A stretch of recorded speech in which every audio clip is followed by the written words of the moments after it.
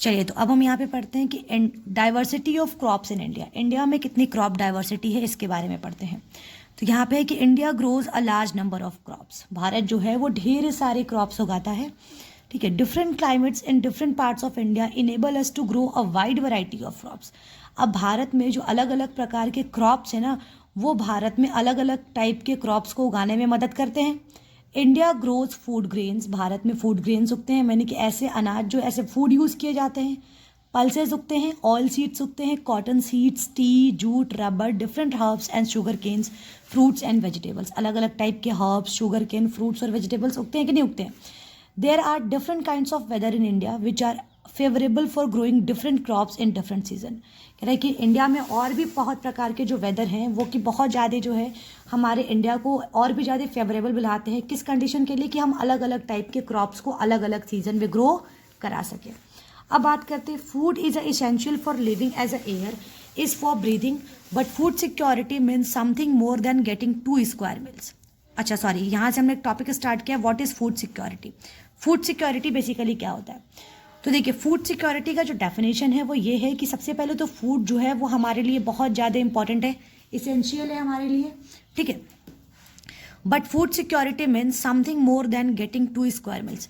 लेकिन food security का मतलब ये भी है कि हमें सिर्फ 2 वक्त के भोजन से और भी ज़्यादा चीज़ें। ठीक है। हमारे पास सिर्फ 2 वक्त का भोजन है तो इसका मतलब नहीं कि हमारे पास फूड सिक्योरिटी है। 2 वक्त के भोजन से और भी ज़्यादा जो चीज़ें होती है फूड सिक्योरिटी के अंदर आती है। Food security has the following dimensions.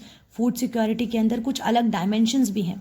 ठीक है। सबसे पहला, availability of food means food production with in the country. कह रहा है कि फूड सिक्योरिटी के अंदर सबसे पहला पॉइंट आता है, वो आता है हमारा availability of food. Availability of food का मतलब होता है कि हमारे देश के अंदर जो फूड प्रोडक्शन हो रहा है उसके बारे में बात करना। Food imports and previous year stock stored in government ग्रैंडरीज। ठीक है। इसके साथ साथ जो फूड इंपोर्ट, देश के बाहर से जो है फूड इंपोर्ट कराए जाते हैं, इसके साथ साथ पिछले साल का जो भी स्टॉक रखा हुआ होता है गवर्नमेंट की ग्रैंडरी में, ये सब कुछ फूड अवेलेबिलिटी के अंदर आता है। यानी कि अभी हमारे देश में कितना फूड अवेलेबल है वो हम लोग कैसे आइडिया लगा सकते हैं? सबसे पहले कि हमारे पास हमारा फूड प्रोडक्शन कितना हुआ है, दूसरा हमारा फूड इंपोर्ट कितना हुआ है, बाहर से कितना आया है, इसके साथ साथ पिछले साल का हमारे पास कितना फूड हमारी ग्रीनरी में, तिजोरी में पड़ा हुआ है सरकार के, ये हमारे फूड अवेलेबिलिटी के अंदर आता है। ठीक है। दूसरा जो फूड अवेलेबिलिटी, फूड सिक्योरिटी का मतलब है वो है accessibility. Accessibility means food is with in the reach of every person. Accessibility का मतलब वो क्या होता है कि ऐसा खाना जो सबके पहुंच के अंदर हो, मतलब चाहे वो अमीर हो चाहे गरीब, चाहे वो रिच हो या फिर वो पुअर हो, सब जो है उस खाने को एक्सेस कर पाए, सब उस खाने का यूज़ कर पाए। Affordability implies that an individual has enough money to buy sufficient, safe and nutritious food to meet one's dietary needs. अब तीसरा जो सबसे इंपॉर्टेंट पॉइंट है वो है अफोर्डेबिलिटी। ठीक है। फूड सिक्योरिटी के अंदर क्या होना चाहिए? अफोर्डेबिलिटी होनी चाहिए, यानी सब कोई जो है सफिशिएंट अमाउंट में सेफ खाना और न्यूट्रिशियस खाना जो है सब कोई जो है क्या कर सके, खा सके और सबकी डाइट जो है वो पूरी हो सके, ये अफोर्डेबिलिटी के अंदर आता है। तो 3 चीज़ें जो है वो फूड सिक्योरिटी में काफ़ी ज़्यादा इंपॉर्टेंट है। पहला है availability of food, food available होना चाहिए। दूसरा है एक्सेसिबिलिटी, मतलब फूड की एक्सेसिबिलिटी होनी चाहिए, फूड हमारे पहुंच के अंदर होना चाहिए। और तीसरा क्या है? फूड को खरीदने की हिम्मत, ताकत, पोटेंशियल होनी चाहिए हमारे पास। क्लियर? चलिए, 10 food security is insured in a country only. Food security सिर्फ उसी देश में होता है जहाँ पे एनफ फूड इज अवेलेबल, जहाँ पे फूड सफिशिएंट मिल जाता है। दूसरा, all person have the capacity to buy food, हर लोग के पास फूड को खरीदने की कैपेसिटी होती है। और तीसरा, there is no barrier to access food, यानी कि फूड को एक्सेस करना मतलब कि फूड तक पहुंच पाने तक के उसके बीच में किसी प्रकार का बैरियर या फिर बांधा ना हो, यानी कि इजीली जो है लोग फूड जो है कंज्यूम कर सके, फूड तक पहुंच सके। बात समझ में आ रही है? फूड सिक्योरिटी हो गया। चलिए, अब हम शुरू करते हैं वाई फूड सिक्योरिटी, क्यों फूड सिक्योरिटी होनी चाहिए। ठीक है। तो देखिए, the national average of population living below the poverty line is 26%। हमें पता है, पहले तो क्वेश्चन हमारा आता है सबसे पहले कि भारत में क्यों फूड सिक्योरिटी होनी चाहिए, क्यों हम लोग अभी फूड सिक्योरिटी की बात बहुत ज़्यादा करते हैं। तो इसका सबसे बड़ा जो आंसर है वो ये है कि आज भी हमारे देश की कम से कम 26% जनता जो है वो आज भी गरीबी रेखा से नीचे रहती है। गरीबी रेखा से नीचे रहने का मतलब क्या होता है कि उनको खाना पीना, शेल्टर, क्लोथ, जो बेसिक चीज़ें हैं वो नहीं मिल पाती हैं। Living 260 millions in the conditions, 260 million लोग इस कंडीशन में है। This section of the society feels also food insecurity most of the time. ये जो भारत का जो सेक्शन है ना, वो फूड इनसिक्योरिटी फील करता है कि नहीं करता है? क्योंकि उसे भी लगता है कि कभी कभी जो है, जो लोग गरीब नहीं हैं वो भी कभी कभी जो है फूड इनसिक्योर फील कर सकते हैं, उनको भी कभी खाना नहीं मिल सकता है। अब देखिए, at those who are above poverty line might also feel food security when there is a national calamity or disaster like flood, tsunami, earthquake, drought, failure of crops, etc.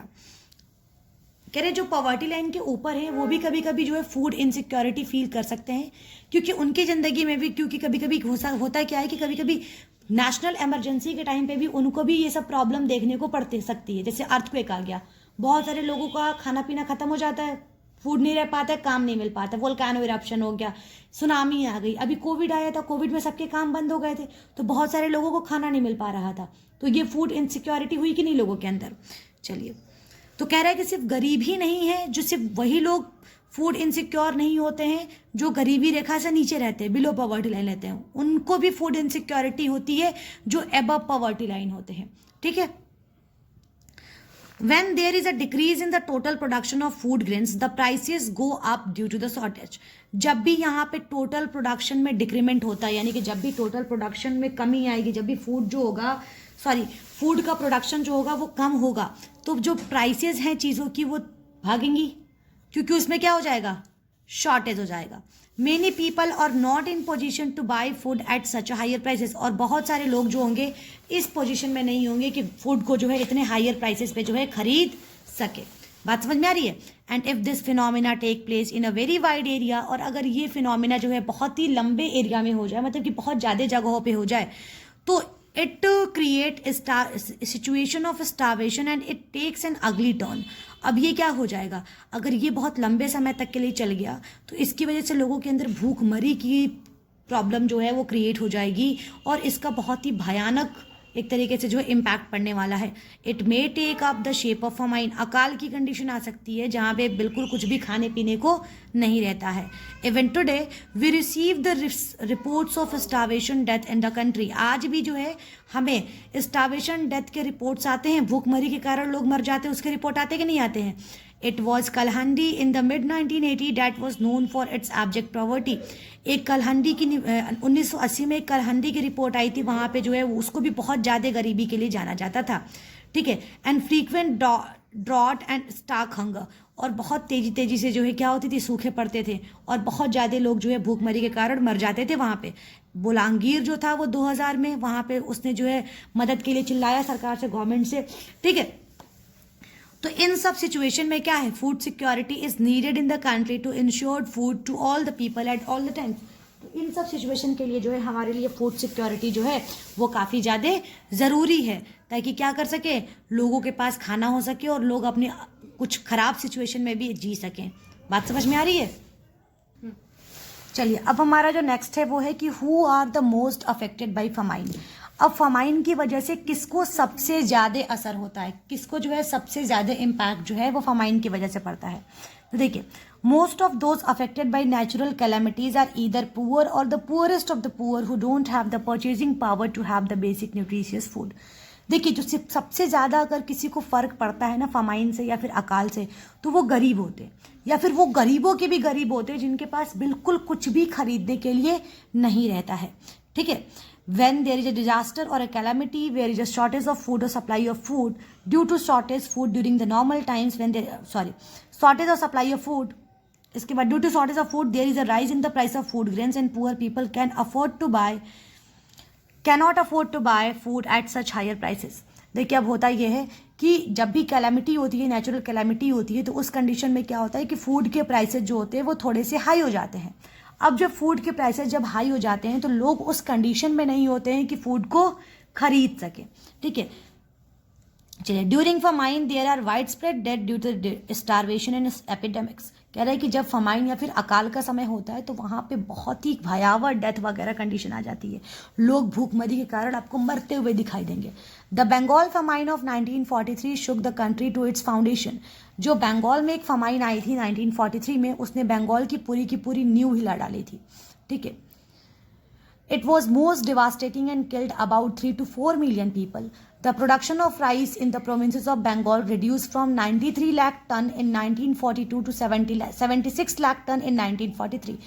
कह रहा है कि जो बंगाल में फमाइन आई थी ना, उसने उसकी पूरी नींव हिला दी थी और कम से कम यहाँ पे 3 से 4 मिलियन लोग, यानी कि 40 लाख लोग, 30 से 40 लाख लोग मरे थे।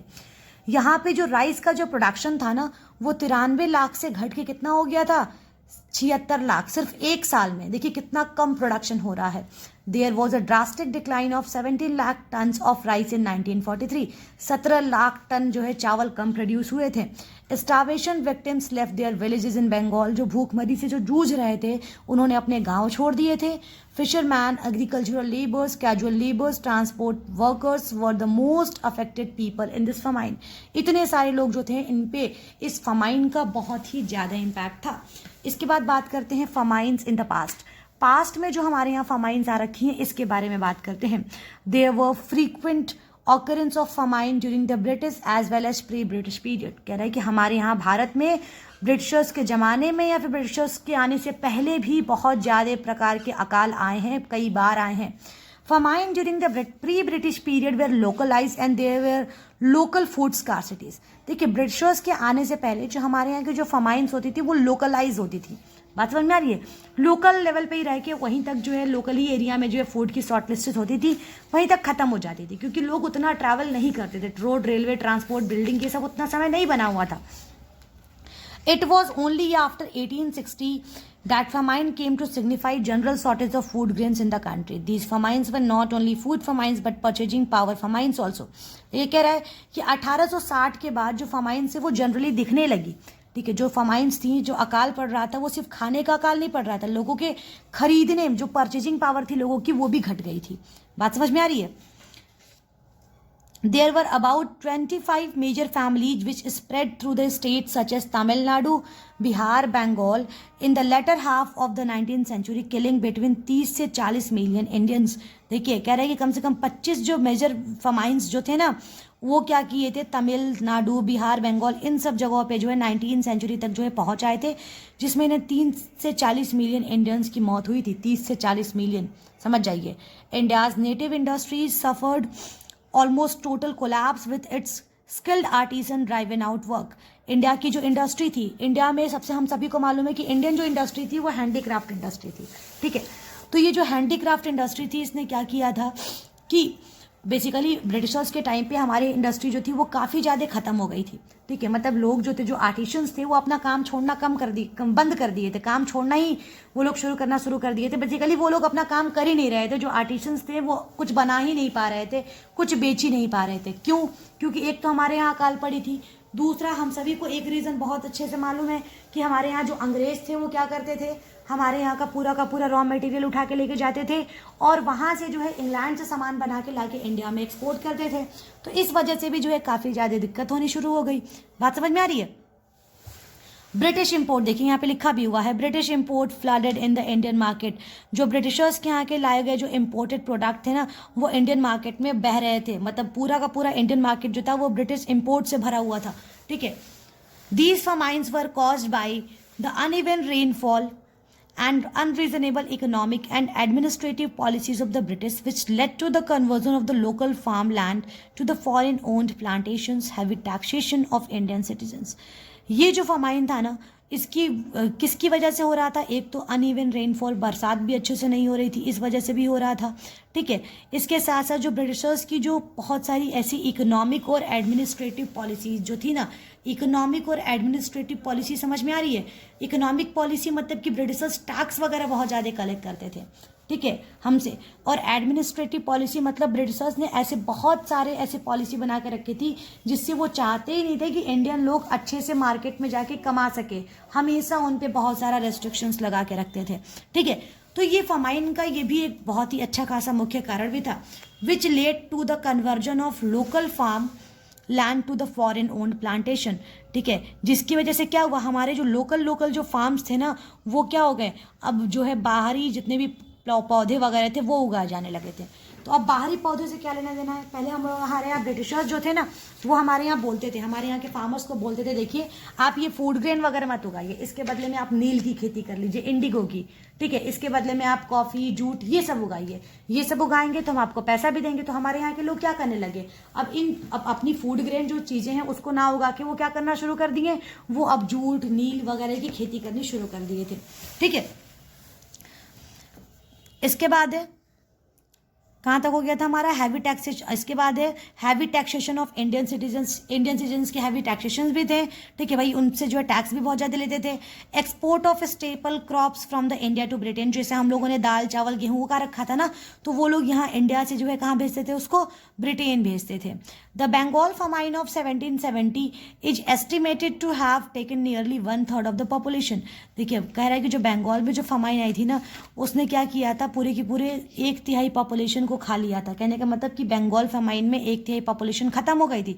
The Bengal famine of 1943 shook the country to its foundation, उसकी पूरी की पूरी न्यू हील आती थी। It was most devastating and killed about 3 to 4 million Indians, 30 से 40 लाख लोग इस फमाइन में मरे थे। In 1966 there was a near miss in Bihar, एक 1966 के करीब एक नियर मिस था बिहार में। The USA allocated 9 lakh ton of grain to fight the famine. USA ने कितना दिया था हमको, 9 लाख टन के जो है अनाज दिए थे ताकि हम फेमाइन से बच सके। The British government policy toward famine was in the nature of the first state measure when the famine actually occurred. They did not undertake any sustained and long-term measure to recognize agriculture to uplift the condition of the poor peasantry. कह रहे जो British government थी ना उसने सिर्फ तुरंत जो इलाज मरहम पट्टी करने वाला जो मेजर है वही लिया। जैसे कि हमें अकाल पड़ा है तो उन लोगों ने हमें फूड दे दिया, बट कुछ ऐसा हमारे लिए नहीं किया है कि जो हमारे लिए लॉन्ग टर्म के लिए चल सके। जैसे कि अगर फमाइन आया था हमारे यहाँ तो वो कुछ ऐसा भी कर सकती थी जिससे कि क्या हो सकता था कि हमारे यहाँ एग्रीकल्चर अच्छा हो सकता था, हमारे यहाँ प्लांट्स अच्छे उग सकते थे, हमारे यहाँ फमाइन फिर कभी नहीं आता। तो उन्होंने कुछ ऐसा लॉन्ग टर्म मेजर नहीं लिया था, उन्होंने ऐसे मेजर्स लिए थे सिर्फ जो कुछ ही दिन के लिए ठीक कर सके, बस तुरंत इलाज पट्टी मरहम करके जो है काम खत्म कर देने के लिए बोली थी। ठीक है, ये जो आज हम लोग पढ़ने वाले हैं वो है हमारा who are food insecure. Food insecure कौन होते हैं? ठीक है, कह रहा है in India a large number of people suffer from food and nutrition insecurity. India में क्या है कि ढेर सारे लोग जो है क्या करते हैं, किससे सफर करते हैं, फूड से और न्यूट्रिशनल इनसिक्योरिटी से सफर करते हैं। ठीक है, but the most affected are landless people. लेकिन जो सबसे ज्यादा जो अफेक्टेड होते हैं वो कौन होते हैं?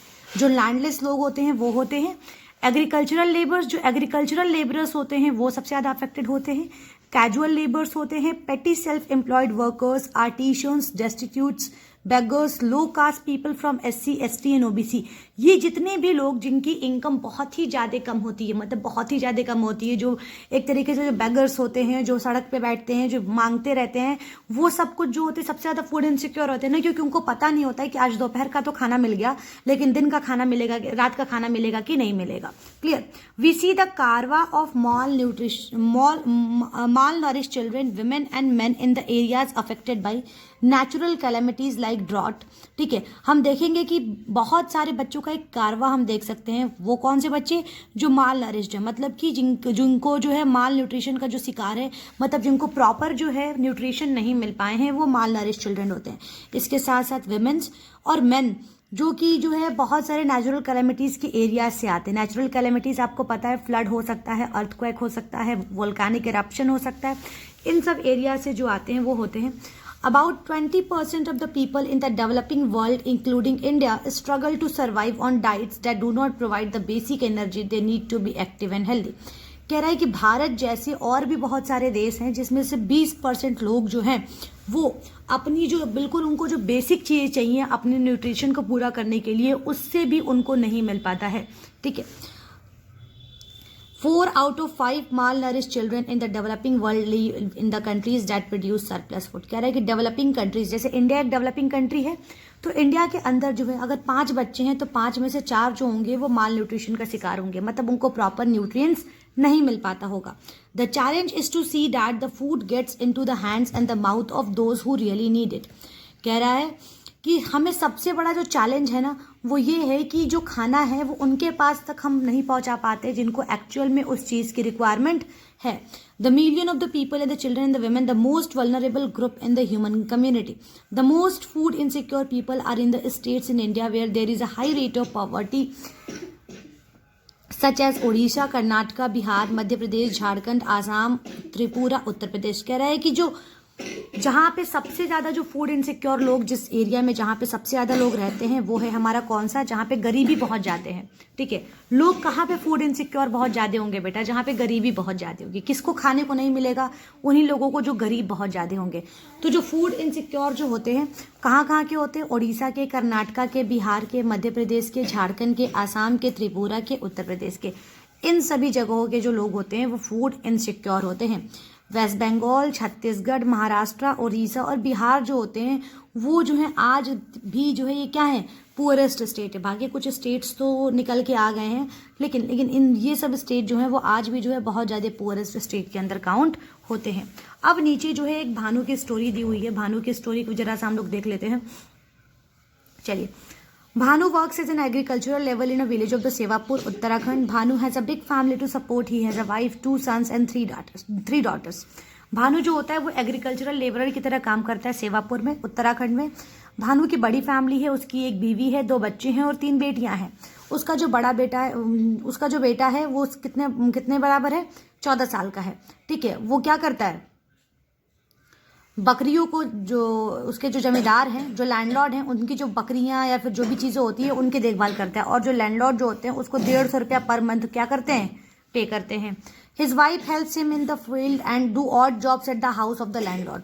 जो जमीन का मालिक है ना, उसके यहाँ उसकी वाइफ क्या करती है, उसको जो है काम करती है. ठीक है, और उसे जो है उसके बाद she gets food and milk for the services provided to the landlord. अब वो उनके यहाँ काम करती है तो उसके बदले उसको खाना मिल जाता है और उसके बदले उसको दूध भी मिल जाता है. ठीक है, Bhanu is not fully employed. Bhalu जो है फुली एम्प्लॉयड नहीं है. ठीक है, he has seasonal work during sowing and harvesting of crops. उसके पास जो काम है वो सीजनल है. ठीक है, मतलब जिस समय वो सो करता है, मतलब बीज वगैरह बोता है, क्रॉप को काटता है, उस समय जो काम है उसके पास कैसे है, सीजनल है. He is without work for about 4 months. वो जो है बिना काम के 4 महीने से है. He tries to find work.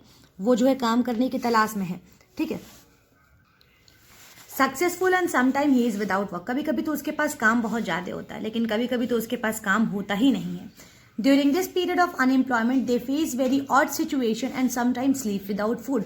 जब उसकी बेरोजगारी का समय आता है, मतलब उस समय जब उसके पास कोई काम नहीं होता है तो वो क्या करता है, कभी कभी बिना खाना खाए ही सो जाते हैं. ठीक है, क्योंकि उनके पास खाना होता है नहीं. Children can not get milk. अब जब काम नहीं रहेगा तो बच्चों को दूध भी नहीं मिल पाता है. Bhanu is food insecure during this part of the year because of the seasonal nature of the agricultural work. अब भानु जो है इस टाइम पे, जिस समय उसके पास रोजगार नहीं है, उस समय तो वो फूड इनसिक्योर हो गया ना, क्योंकि उस टाइम उसके पास कुछ भी खाने पीने के लिए नहीं है. ठीक है, बात समझ में आ रही है. अब देखिए, जो एग्रीकल्चर होता है ना, उसमें काम जो होते हैं बेटा वो सीजनल मिलते हैं. कैसे मिलते हैं, सीजनल काम मिलते हैं. ठीक है, मतलब कि कुछ समय काम होगा, फिर कुछ समय के लिए काम क्या हो जाएगा, खत्म हो जाएगा. फिर कुछ समय के लिए काम होगा, फिर कुछ समय के लिए काम क्या हो जाएगा, खत्म हो जाएगा. अब यहाँ पे हमको भानु को देखने को ये मिलता है, भानु है और भानु के बच्चे हैं. भानु की बीवी जो है वो क्या करती है, आप उसके लैंडलॉर्ड के यहाँ काम करती है, उसके बदले खाना और दूध मिल जाता है. भानु जो होता है वो एग्रीकल्चरल वर्क करता है. उसका बेटा जो है उन्हीं के लैंडलॉर्ड के जो कैटल होते हैं उनको चराने के लिए लेके जाता है. तो ये तो रही भानु की स्टोरी. अब बात करते हैं सलीम की स्टोरी की. Salim lives in Mumbai in a slum area with his wife, 3 small children and old parents. Salim जो है वो अपनी वाइफ के साथ रहता है. उसके 3 छोटे छोटे बच्चे हैं और उसके माता पिता जो है बूढ़े हैं. ही earns his living by pulling rickshaw of a building material shop. वो अपना जीवन यापन कैसे करता है, रिक्शा खींच के. ठीक है, रिक्शा कहाँ पे खींचता है, एक बिल्डिंग मटेरियल शॉप है, मतलब एक ऐसी दुकान है जो बिल्डिंग मटेरियल जैसे सीमेंट हो गया, गिट्टी हो गया, बालू हो गया, ये सब देते हैं. He has no secured regular job. उसके पास किसी प्रकार का कोई जॉब नहीं है. His income is irregular. उसकी इनकम कैसी है, इरेगुलर है. मतलब हमें ऐसा नहीं है कि बिल्कुल लगातार उसकी इनकम, किसी दिन उसकी कमाई होती है, किसी दिन उसकी कमाई नहीं होती है. All the members are dependent on him. सारे मेंबर्स जो होते हैं वो फैमिली के उस पर डिपेंडेंट है. Some days he earns good, but on many occasions he is not in a position even to buy basic necessities of life. कुछ दिन तो वो काफ़ी अच्छे से खाता है, लेकिन कुछ दिन जो है वो अपनी बेसिक नेसेसिटीज़ को भी पूरा नहीं कर पाता, क्योंकि हर दिन एक जैसा इसके लिए नहीं होता है, ठीक है. But luckily he is having a yellow card which is given to the people below poverty line under public distribution system of food grains. अब देखिए, एक सिस्टम होता है जिसका नाम है PDS, पब्लिक डिस्ट्रीब्यूशन सिस्टम. आप लोग अपने गाँव में या फिर शहरों में देखा होगा, एक राशन की दुकान होती है. वो राशन की दुकान जो होती है वो सरकार की तरफ से होती है. वहाँ पे लोगों को बहुत कम दाम में अनाज मिल जाता है, और उसके लिए लोगों को एक राशन कार्ड दिया जाता है. सुना होगा राशन कार्ड, पीले रंग का होता है, लाल रंग का होता है, सफ़ेद रंग का एक राशन कार्ड होता है. उस राशन कार्ड की मदद से लोग क्या करते हैं, उस राशन की दुकान पे जाते हैं और वहाँ पे जाके क्या करते हैं, हाँ, अनाज लेते हैं. क्लियर. चलिए, तो उसके पास जो है एक येलो कार्ड है. येलो कार्ड जो है किसको दिया जाता है, वो लोग जो पॉवर्टी लाइन के नीचे रहते हैं. और किस सिस्टम के तहत, पब्लिक डिस्ट्रीब्यूशन सिस्टम के तहत. क्लियर, बात समझ में आ रही है. अब इस कार्ड की वजह से ये क्या कर सकता है, गेहूं खरीद सकता है, राइस, शुगर, केरोसिन ऑयल, ठीक है, मार्केट प्राइस से आधे दामों पे खरीद सकते हैं. बहुत कम दामों पे सरकार लोगों को देती है. This is how Salim manages to survive. अब ये तरीका है किस तरीके से सलीम जो है मैनेज करता है सर्वाइवल अपना किस तरीके से सलीम जीता है, with the help of the yellow PDS card which is mayor income for the rickshaw pulling. अब देखिए किस तरीके से जो है वो बहुत ही कम पैसों में, बेसिकली कम खर्चों में जो है किस तरीके से वो अपना जीवन यापन करता है. बस रिक्शा पुलिंग करके कितना ही उसको मिल जाएगा, ठीक है, रिक्शा चला के उसको कितना ही मिल जाएगा. तो किस तरीके से वो अपना ये येलो जो कार्ड है उस कार्ड की मदद से किस तरीके से काम करता है, इसके बारे में बात की जा रही है. यहाँ पे कुछ डिस्कशन के पॉइंट दिए गए हैं, ये आप क्वेश्चन खुद से कर सकते हैं और खुद से जान सकते हैं कि आखिर इस चैप्टर में इन सब चीज़ों के बारे में क्या लिखा गया है. चलिए, अब हम पढ़ते हैं. यहाँ पे हमने क्वेश्चंस कर लिए, जो पैराग्राफ से क्वेश्चंस थे ये कर लीजिए खुद से क्वेश्चन करके आप इसके आंसर खुद से ही लिखिए. चलिए, अब इसके आगे चलते हैं. There is a period of sowing of food grains and then comes to the harvesting time and the period in between is without any work. कह रहा है कि आप देखेंगे कि अनाज के बोने से लेके अनाज के हार्वेस्ट करने तक, यानी कि फसल के बोने से लेके फसल के काटने तक एक बहुत ही बड़ा टाइम गैप होता है जिसमें लोगों के पास कोई काम नहीं होता है. During this period Bhanu is unemployed. और इसी पीरियड की वजह से भानु क्या है, बेरोजगार है. Agricultural activities are seasonal and do not run for the whole year. Agricultural activities जो होती हैं वो काफ़ी ज़्यादा सीजनल होती हैं और ये पूरे साल जो है ये नहीं रहने वाली है. कुछ महीने के लिए काम रहेगा, फिर कुछ महीने के लिए काम नहीं रहेगा. During this period Bhanu tries for other और जॉब्स. इस पीरियड की वजह से भानु जो है कुछ और भी दूसरे जॉब करने के लिए रेडी होता है. Sometime he is successful and sometime he has to remain idle. कुछ समय तो के लिए तो उसको काम मिल जाता है, लेकिन कभी कभी उसको काम नहीं मिलता है, ठीक है. Bhanu's eldest son and wife supplement his income. Bhanu का जो बेटा है और भानु की जो वाइफ है वो उसके इनकम को क्या करते हैं, सप्लीमेंट करते हैं, यानी कि मदद को उसके इनकम में एडिशन करते हैं, उसके इनकम में मदद करते हैं. उसका बेटा कमा के ला रहा था और उसकी वाइफ भी काम कर रही थी ना. Bhanu feels food insecure during his unemployment period of 4 months. Bhanu जो है वो फूड इनसिक्योर फील कब करता है, 4 महीने का जो उसका बेरोजगारी वाला जो पीरियड होता है ना, उसी पीरियड में. Does Salim has a regular income for rickshaw pulling. क्या सलीम के पास उसका रेगुलर इनकम है रिक्शा पुलिंग में, नहीं. Does the yellow card help Salim run his family even with small earning from rickshaw pulling. क्या ये जो पीला वाला जो कार्ड है वो उसको मदद करता है उसकी फैमिली को रन करने में, हाँ बिल्कुल मदद तो करता ही करता है. Salim is not having regular income for rickshaw pulling. Salim के पास जो है रेगुलर इनकम नहीं है रिक्शा पुलिंग की वजह से. Yes, yellow card helps him to buy ration card at a very cheaper rate and he is able to run his family even with small earning from rickshaw pulling. Yellow card जो है वो help करता है क्या करने के लिए, ration खरीदने के लिए बहुत सस्ते दामों में, जिसकी वजह से वो कम अपनी अर्निंग में भी, कम कमाई में भी अपना परिवार का खर्चा चला सकता है. क्लियर.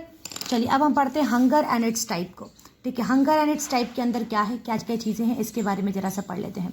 तो देखिए, food security is indicated by hunger also. Food security को हम लोग किससे इंडिकेट और कर सकते हैं, हंगर से भी कर सकते हैं. Hunger is a cause and effect of poverty. Hunger जो है वो क्या है, एक पॉवर्टी का जो है एक सबसे बड़ा रीज़न भी है और पॉवर्टी का एक सबसे गंदा इम्पैक्ट भी है. गरीबी की वजह से ही लोग भूखे रहते हैं ना. The most abundant asset available to the poor is labour which could be use to earn his living. कह रहा है कि जो सबसे जो पर्याप्त मात्रा में जो असेट अगर जो गरीब लोग हैं उनके पास है तो वो उनकी मेहनत है. मेहनत की मदद से क्या कर सकते हैं वो लोग, जीवन यापन कर सकते हैं. लेबर जो है यहाँ पे सिर्फ इंसान नहीं बताता, लेबर मतलब होता है मेहनत. बात समझ में आ रही है. जो काम करते हैं, जो मेहनत करते हैं, उन्हें लेबरर्स कहा जाता है. Clear? However, hunger means that this labor is ineffective in trapping the poor in hunger and poverty. तो हंगर की वजह से क्या होता है कि इस लेबर को क्या करना पड़ता है, अपने काम को करना पड़ता है, और उसकी वजह से क्या हो जाता है, वो उसकी इनकम जो है वो मिल जाती है और कहीं ना कहीं जो है अपनी गरीबी को थोड़ा मोड़ा हटा पाता है. For many hunger is a growing pain in the stomach when a meal is missed. बहुत सारे लोगों के लिए हंगर जो है एक पेट दर्द का कारण है. जब उनका एक समय का खाना भी मिस्ड होता है, भूख लगती है ना बहुत ज़ोर से, तो हंगर जो है, जो भूख है वो क्या है, एक तरीके से जो है उनका पेट दर्द है जब एक भी टाइम का खाना उनसे मिस होता है. तो on the extreme hunger is a physical depletion of those suffering from chronic and under nutrition. Hunger जो है वो क्या है, एक डिप्लीशन है, मतलब फिजिकल तरीके से जो है डिप्लीट कर रहे हैं अपने आप को. डिप्लीट करने का मतलब होता है ख़त्म होना. तो हंगर क्या एक फिजिकल डिप्लीशन है उन लोगों के लिए जो काफ़ी ज़्यादा अंडर न्यूट्रिशन वाले शिकार में पड़े हुए हैं, मतलब वो न्यूट्रिशन जो है वो पर्याप्त मात्रा में नहीं ले पा रहे हैं. ठीक है. Attainment of food security means eliminating current hunger and reducing the risk of future hunger. कह रहा है कि फूड सिक्योरिटी को अटेन कर लेने का मतलब क्या होता है, यानी कि हमने फूड सिक्योरिटी अटेन कर ली, यानी हमारे पास जो है अभी का जो भूख है उसको ख़त्म करने के लिए हमारे पास रिसोर्सेज हैं. इसके साथ साथ फ्यूचर में अगर किसी प्रकार का भूख क्रिएट हो जा रहा है तो उसको भी ख़त्म करने के लिए हमारे पास रिसोर्सेज हैं. Hunger is multi dimensional. Hunger जो होता है वो मल्टी डायमेंशनल भी हो सकता है, भूख मल्टी डायमेंशनल हो सकती है, इसके अलग अलग डायमेंशंस हो सकते हैं. It has chronic and seasonal dimensions. ये क्रॉनिक भी हो सकता है और सीजनल भी हो सकता है. Chronic hunger is the result of the poor diets which are insufficient both in quantity and quality and do not provide basic energy. Chronic hunger किसे कहते हैं, मतलब कोई भी इंसान अगर एक ऐसे प्रकार का खाना खा रहा है जिसकी क्वालिटी तो बिल्कुल भी खराब है और खाना भी बिल्कुल कम खा रहा है, बिल्कुल थोड़ा सा खा रहा है, तो वो क्रॉनिक हंगर कहलाता है. ठीक है. Poor people have no purchasing power. गरीब लोगों के पास किसी प्रकार की परचेजिंग पावर नहीं होती है. So they cannot buy the minimum food requirements for themselves. तो वो क्या कर सकते हैं, वो जो है मिनिमम फूड रिक्वायरमेंट्स को परचेज नहीं कर सकते हैं खुद के लिए. And member of their family and suffer from the chronic hunger. और उसकी फैमिली के मेंबर्स, और वो किससे सफ़र करेगा, क्रॉनिक हंगर से सफ़र करेगा. Some farmers commit suicide in different part of the country. कुछ फार्मर जो होते हैं वो सुसाइड कमिट कर लेते हैं. कहाँ पे, देश के अलग अलग हिस्सों में. On account of crop failure. जब क्रॉप फेलियर होता है तो वहाँ पे भी कुछ फार्मर जो होते हैं वो सुसाइड कर लेते हैं ना, क्योंकि भैया उनके पास तो खाने के लिए भी नहीं रहता है. देखते हो किसानों ने फांसी लगा ली, ऐसा कुछ न्यूज़ सुनने में आता है. Inability to repay loans. जब उनकी जो लोन पे करने की जो क्षमता होती है वो नहीं होती. भाई जब क्रॉप फेल हो गया तो वो क्या करेंगे, कैसे लोन चुकाएंगे. ठीक है. लोन लेके तो उन्होंने क्रॉप बोया है, तो किस तरीके से लोन चुकाएंगे. और शेयर इनडेटनेस, या फिर बहुत ज़्यादा कर्जे में ये लोग डूब जाते हैं उस कंडीशन में. ठीक है. देखते हो ना, देश के अलग अलग हिस्सों में बहुत सारे लोग फार्मर्स जो होते हैं वो फांसी लगाते हैं. Enough food grains are available but not economically accessible to many. कह रहा है कि फूड ग्रेन्स तो अवेलेबल है लेकिन हर कोई उसे खरीद नहीं सकता है. इकोनॉमिकली सबके लिए एक्सेसिबल नहीं है, हर गरीब उसको खरीद नहीं सकता है. Such people suffer from chronic hunger. तो वो लोग किससे सफ़र करते हैं, क्रॉनिक हंगर से सफ़र करते हैं. Seasonal hunger is related to growing and harvesting of food crops. जो सीजनल हंगर है वो किससे रिलेटेड है, फूड क्रॉप के ग्रो करने से लेके फूड क्रॉप के हार्वेस्टिंग तक जो है इससे अवेलेबल है सीजनल हंगर. दिख रहे हो. इसके और इसके बीच में जो हंगर होती है, लोगों के बीच में भूख लगती है, ऑब्वियस सी बात है इसमें बहुत ज़्यादा टाइम लग जाता है ना. तो इसके बीच में लोगों के पास कोई काम नहीं रहता है, तो उसकी वजह से भाई लोगों को खाना नहीं मिलेगा, तो उस समय सीजनल हंगर होता है. ठीक है. This type of hunger is found in the rural areas. ऐसे हंगर जो है आपको रूरल एरियाज़ में पता मिल जाएंगे, क्योंकि उस समय जो होता है एग्रीकल्चर के अलावा उनके पास कोई और काम होता ही नहीं है. शहर में तो आप फिर भी हैं तो कहीं से हाथ पैर मार के कहीं पे भी काम ढूंढ सकते हैं, लेकिन गांव में तो आपको और भी कहीं पे काम नहीं मिलने वाला है. In urban areas it found among casual labours because they do not find work through out the year. Urban areas में ये किसके बीच में पाया जाता है, कैजुअल लेबर्स के बीच में, क्योंकि उनके पास जो है काम करने के लिए जो है पूरे साल काम करने के लिए कुछ भी नहीं रहता है. ठीक है. शहर में आपको मिल जाएगा कैजुअल लेबर के बीच में, क्योंकि कैजुअल लेबर वो होते हैं जो कभी कभी काम करने पे जाते हैं, कभी कभी उनको काम मिलता है. तो भाई सब सीजन रहता है, शहर में भी काम करने का सीजन होता है, तो जब सीजन रहेगा तो काम मिलता है, जब सीजन नहीं रहता है तो काम नहीं मिलता है. तो कैजुअल लेबर्स जो है वो सीजनल हंगर से जो है जा सकते हैं उनकी तरफ. क्लियर. चलिए, जो अब हम इस टॉपिक स्टार्ट करने वाले हैं वो है हमारा इम्पॉर्टेंस ऑफ एग्रीकल्चर, यानी कि एग्रीकल्चर का क्या इम्पॉर्टेंस है. Agriculture is old age civilisation on this planet. जितना जो है हमारे यहाँ की सभ्यता पुरानी है उतना ही हमारा एग्रीकल्चर भी पुराना है। जैसे ही लोग जो है पृथ्वी पे आए, ठीक है, धीरे धीरे वो सेटल डाउन जैसे होना शुरू हुआ, एग्रीकल्चर करना स्टार्ट किए थे वो लोग। चलिए, in ancient time 3 basic needs food, cloth and shelters were the main concern of man. ठीक है, पुराने जमाने में जो सबसे जो 3 बेसिक चीजें थी, फूड, क्लोथ और शेल्टर, यानी कि खाना, कपड़ा और मकान, ये जो थे वो जो लोगों के जो सबसे बेसिक चीजें थी। ठीक है, the continuous increase in population and the rapid development in the last century have over exploited the natural resources. हमारा जो पॉपुलेशन जो है लगातार बढ़ा है और जो हमारे यहाँ डेवलपमेंट हुई है कुछ पुराने 100 सालों में, उसने हमारे नेचुरल रिसोर्सेज को क्या कर दिया है, एक्सप्लॉइट कर दिया है। As a result these natural resources are getting depleted at much as faster rate. तो ये जो नेचुरल रिसोर्सेज हैं ये क्या हो रही हैं, डिप्लीट हो रही हैं, खत्म हो रही हैं बहुत ही तेजी से। ठीक है, thus attention of the global level nowadays is on how to increase the production to feed the increasing population without damaging natural resources. कह रहा है कि अब जो है लोगों ने ध्यान किस पे दे रखा है आजकल, उस पे ध्यान किस तरीके से हमें जो है प्रोडक्शन को बढ़ाना है। ठीक है, अपने पॉपुलेशन को इंक्रीज करने, जो हमारी जो पॉपुलेशन बढ़ती हुई पॉपुलेशन है उसको फीड करने के लिए हमें किस तरीके से प्रोडक्शन को बढ़ाना है। ठीक है, बिना नेचुरल रिसोर्सेज को डैमेज किए हुए। लोग आजकल सस्टेनेबल डेवलपमेंट की बात करते हैं, वो लोग ये कहते हैं कि भाई डेवलपमेंट भी होना चाहिए लेकिन हम डेवलपमेंट इस तरीके से करें कि लोग क्या हो जाए, हमारा जो है जो नीड है वो भी फुलफिल हो जाए, इसके साथ साथ हमारा डेवलपमेंट भी हो जाए। For this there is a need for sustainable agriculture, जिसकी वजह से हमें किसकी नीड पड़ेगी, सस्टेनेबल एग्रीकल्चर की नीड पड़ेगी। इसमें हम क्या करेंगे, एग्रीकल्चर तो करेंगे, मॉडर्न टेक्निक की मदद से करेंगे और उससे हमारा प्रोडक्टिविटी भी बढ़ेगा और हम एनवायरमेंट को नुकसान भी नहीं पहुंचाएंगे। The sustainability of agriculture can be achieve by adopting modern techniques of fix farming, mixed cropping, crop rotation and crop selection. कह रहा है कि हम एग्रीकल्चर सस्टेनेबल एग्रीकल्चर कैसे कर सकते हैं, तो हम वो मॉडर्न टेक्निक को अपना के कर सकते हैं, जैसे कि मिक्स फार्मिंग हो गया, कई प्रकार की क्रॉप्स हम एक साथ उगा देते हैं। मिक्स्ड क्रॉपिंग हो गया, कई प्रकार की फसलें हम उगा देंगे। क्रॉप रोटेशन, 6 महीने कोई और फसल उगाया, 6 महीने कोई और फसल उगाया। या फिर क्रॉप सेलेक्शन, क्रॉप्स को चुन चुन के उगाएंगे हम लोग। ठीक है, sustainable agriculture is that form of farming which produces sufficient food to meet the needs of the present generation without eroding the ecological assets and productivity of the self-supporting system of the future generation। कह रहा है कि sustainable agriculture जो है एक प्रकार का ऐसा फार्मिंग है जिससे हम लोग जो है फूड की रिक्वायरमेंट को मीट आउट करते हैं। ठीक है, प्रेजेंट जनरेशन की जो फूड की रिक्वायरमेंट है उसको मीट आउट करते हैं बिना अपने फ्यूचर जनरेशन के रिसोर्सेज को नुकसान पहुंचाए हुए।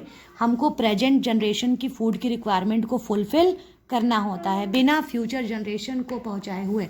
बात समझ में आ रही है?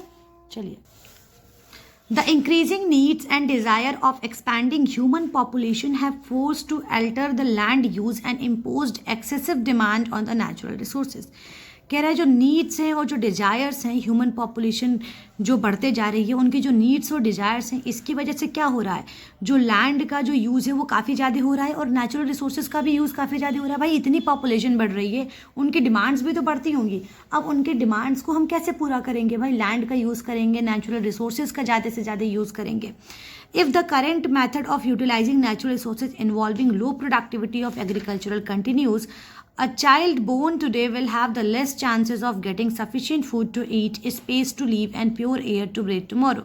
कह रहा है कि अगर हम इसी तरीके से अपने रिसोर्सेज का खपन करते रहे, रिसोर्सेज को यूटिलाइज करते रहें, तो हो सकता है कि आज जो बच्चा जन्म ले रहा है उसको भविष्य में खाने पीने के लिए, रहने के लिए, सांस लेने के लिए कोई चीज़ रहे ही ना। ठीक है, thus if we wish that our future generation grow healthy, then we will have to ensure that they get adequate and balanced diet to eat, clean water to drink and pure air to breathe। तो अगर हम चाहते हैं कि हमारे generations, आने वाले जो फ्यूचर जनरेशन्स हैं वो हेल्दी हों, तो हमें ये इंश्योर करना पड़ेगा कि लोगों के पास सफिशिएंट अमाउंट का खाना रहे, पीने के लिए साफ पानी रहे और सांस लेने के लिए हवा रहे। Therefore for better future to the human kind 3 things are essential. तो अच्छे फ्यूचर के लिए जो है 3 चीज़ें काफ़ी ज़्यादा इंपॉर्टेंट है। इंक्रीज इन प्रोडक्शन, प्रोडक्शन में इंक्रीमेंट, दूसरा प्रोटेक्शन ऑफ इन्वायरमेंट, इन्वायरमेंट में प्रोटेक्शन, और तीसरा कंजर्वेशन ऑफ रिसोर्सेज, रिसोर्सेज का कंजर्वेशन। 3 चीज़ें काफ़ी ज़्यादा इंपॉर्टेंट है। ठीक है, हाँ, ह्यूमन काइंड के लिए 3 चीज़ें बहुत इंपॉर्टेंट है कि भैया प्रोडक्शन बढ़े, हमारा प्रोडक्शन को बढ़ाइए, दूसरा इन्वायरमेंट को बनाइए, इन्वायरमेंट को बचाइए और तीसरा रिसोर्सेज को कंजर्व करिए। ठीक है, ये चीज़ें हमारे लिए, अगर हम चाहते हैं कि हमारा जो आने वाला भविष्य है वो अच्छा रहे, तो हमको ये 3 चीज़ें जो हैं वो करनी पड़ेंगी। Indeed, we will have to increase our food production significantly to meet the ever increasing future demand. इसके साथ साथ हमें अपने यहाँ के जो फूड प्रोडक्शन है उसको भी बहुत तेज़ी से बढ़ाना पड़ेगा। क्या करने के लिए? हमारे फ्यूचर के डिमांड्स को मीट आउट करने के लिए। Further increase in food production has to be attain through increase in productivity. अब फूड प्रोडक्शन अगर हमारा इंक्रीज होगा तो उससे क्या होगा? हमारी प्रोडक्टिविटी भी इंक्रीज होगी। This is because land is limited and is non expendable natural resources. हमें मालूम है कि लैंड जो है वो लिमिटेड है ना। ज़मीन को बढ़ा सकता है क्या कोई ज़मीन बना सकता है? नहीं बना सकता है ना। और तो हमारे जो रिसोर्सेज है वो भी नॉन एक्सपेंडेबल है ना। जो हमारे पास जो भी रिसोर्सेज हैं वो उसको हम बढ़ा नहीं सकते हैं। जितना तेज़ी से हमारा पॉपुलेशन बढ़ रहा है उतनी तेज़ी से हम अपने रिसोर्सेज को नहीं बढ़ा सकते हैं। This can be achieved by the proper management of both natural resources such as soil, water, forest, human-made resources such as fertilizer, pesticide and agricultural machinery. लेकिन हम लोग इसको मैनेज कर सकते हैं। अगर हमारा मैनेजमेंट अच्छा है तो हम इन चीज़ों को मैनेज करके जो है अपने रिसोर्सेज को ठीक कर सकते हैं, रिसोर्सेज को बचा सकते हैं। Now role of government in food security. कह रहा है कि फूड सिक्योरिटी में सरकार का क्या रोल है। अब हम इसके बारे में पढ़ते हैं। चलिए अब हम बात हैं कि सरकार का क्या रोल है फूड सिक्योरिटी में। सरकार लोगों को किस तरीके से जो है फूड सिक्योरिटी प्रोवाइड कराती है। सरकार कैसे इंश्योर करती है लोगों को कि हाँ भैया आपके देश में खाने पीने की चीज़ें हैं। तो देखिए किस तरीके से है। The department of public distribution is in charge with the responsibility of the management of the food economy of the country. कह रहा है कि ये जो डिपार्टमेंट है, ठीक है, अब ये किस चीज़ का डिपार्टमेंट है? पब्लिक डिस्ट्रीब्यूशन का जो डिपार्टमेंट है उसको ये चार्ज दिया गया है। ये भैया देश में जो फूड को पहुंचाने की जो जिम्मेदारी है ना, हर लोगों के पास फूड सिक्योरिटी बनी रही है, उसकी है। It has to ensure remunerative rates for the farmers for the supply of the food grains at the reasonable prices to the consumer through the public distribution system। ये क्या करता है? ये इंश्योर करता है कि भैया फार्मर्स को जो है, एक तो वो देखिए पब्लिक डिस्ट्रीब्यूशन सिस्टम में होता क्या है ना, सरकार हर जगह अपने एक ऑफिसेज खोल रखी है। अब इन ऑफिसेज में क्या होता है ना, सरकार जो फार्मर्स होते हैं उनसे कहती है कि भैया तुमने अनाज उगाया है, एक काम करो तुम लोगों को मत दो क्योंकि लोग तुमसे बहुत कम दामों में खरीदेंगे। एक काम करो तुम अपना अनाज जो है वो हमको ला के दे दो। तो जो फार्मर्स होंगे उनको अनाज ला के देगी सरकार को ला के अनाज वो देंगे। अब सरकार क्या करेगी? फार्मर से वही अनाज जो है वो महंगे दामों में लेगी और उसी को क्या करेगी? पब्लिक डिस्ट्रीब्यूशन सिस्टम के तहत वही अनाज लोगों को जो है, जो गरीब लोग होंगे उनको बहुत कम दामों में दे देगी। तो इससे फार्मर्स का भला भी हो गया और दूसरा जो गरीब लोग हैं उनका भी भला हो गया। तो यही कह रहा है कि एक तो फार्मर्स के रेट को डिसाइड कर दें कि भैया कितने रुपए में हम उनसे लेंगे, दूसरा कि जो कंज्यूमर्स को जो जा रहे हैं बहुत ही कम दाम में उसको भी हम डिसाइड करें कि भैया कितने दाम में बेचना है। The department is concerned with the formulation of the policies concerning the food grains procurement, storage, movement and distribution. इस डिपार्टमेंट का काम ये है कि जो भी पॉलिसीज़ हैं, ठीक है, कि किस तरीके से जो है स्टोर करना है, किस तरीके से फूड को लाना है, किस तरीके से कहाँ बांटना है, किधर बांटना है, कितना बांटना है, इस डिपार्टमेंट का काम यही होता है कि किस तरीके से अनाज को कंट्रोल करना है, कैसे कैसे देश में इसको बांटना है, इस डिपार्टमेंट का काम होता है। कोविड के टाइम पे ये वाला डिपार्टमेंट बहुत ज़्यादा जो है काम कर रहा था क्योंकि लोगों को फ्री में दाल, चावल, गेहूँ, चना, तेल ये सब मिल रहे थे, ठीक है।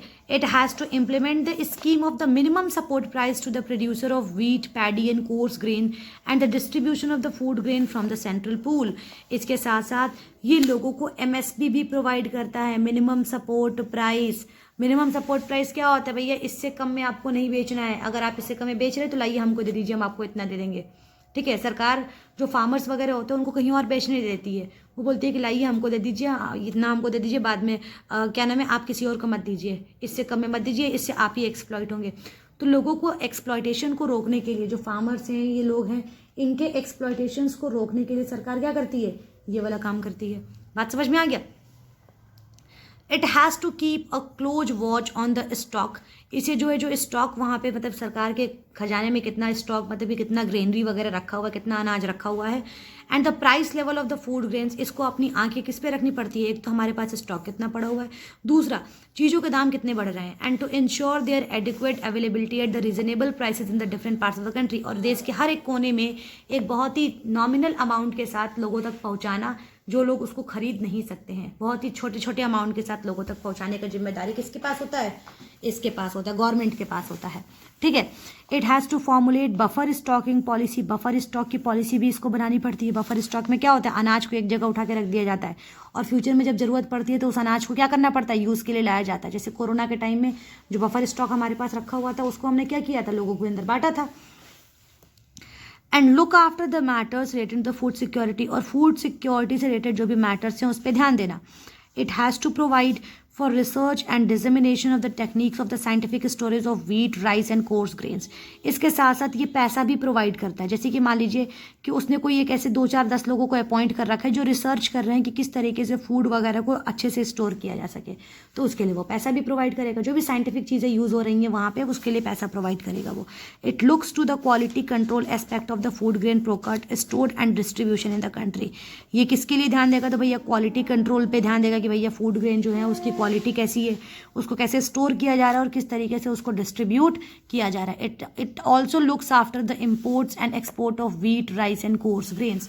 ठीक है। जो मोटे अनाज होते हैं जैसे ज्वार हो गया, बाजरा हो गया, उनके और चावल, दाल, इन सब के जो है एक्सपोर्ट का भी जो है काफ़ी ज़्यादा ये इम्पोर्ट कितना करा रहा है उस इम्पोर्ट और एक्सपोर्ट पे भी काफ़ी ज़्यादा जो है ये ख्याल रखता है। ठीक है। चलिए अब जो हमारा टॉपिक है वो है हमारा नेसेसिटी टू सेल्फ सफिशिएंसी। इसके बारे में हम जरा सा आगे पढ़ते हैं। चलिए तो अब हम पढ़ते हैं नेसेसिटी ऑफ सेल्फ सफिशिएंसी या फिर फूड सिक्योरिटी इन इंडिया। कह रहा है कि हमें जो है फूड सिक्योरिटी की ज़रूरत क्यों पड़ रही है। ठीक है। क्यों आखिर ऐसा हम चाह रहे हैं कि हमारे पास फूड सिक्योरिटी रहे। ठीक है। क्यों हम ऐसा चाह रहे हैं? तो देखिए, since the advent of the green revolution in the early 70 the country has avoided famine during adverse weather conditions. देखिए, जब से हमारे यहाँ ग्रीन रिवॉल्यूशन आया है ना, तब से हमारे यहाँ फमाइन की कंडीशन तो नहीं ही आई है। ठीक है। India has become self sufficient in food grain. Self sufficient का मतलब क्या होता है बेटा? सेल्फ सफिशिएंट का मतलब होता है कि हम खुद इतना सक्षम हैं कि हम खुद इतना अनाज उगा सकते हैं कि हम अपने देश के लोगों का पेट पाल सके। हमें किसी और देश से अनाज लेने की ज़रूरत नहीं है। During the last 30 years because of the variety of crops grown all over the country. हम सेल्फ सफिशिएंट क्यों हैं?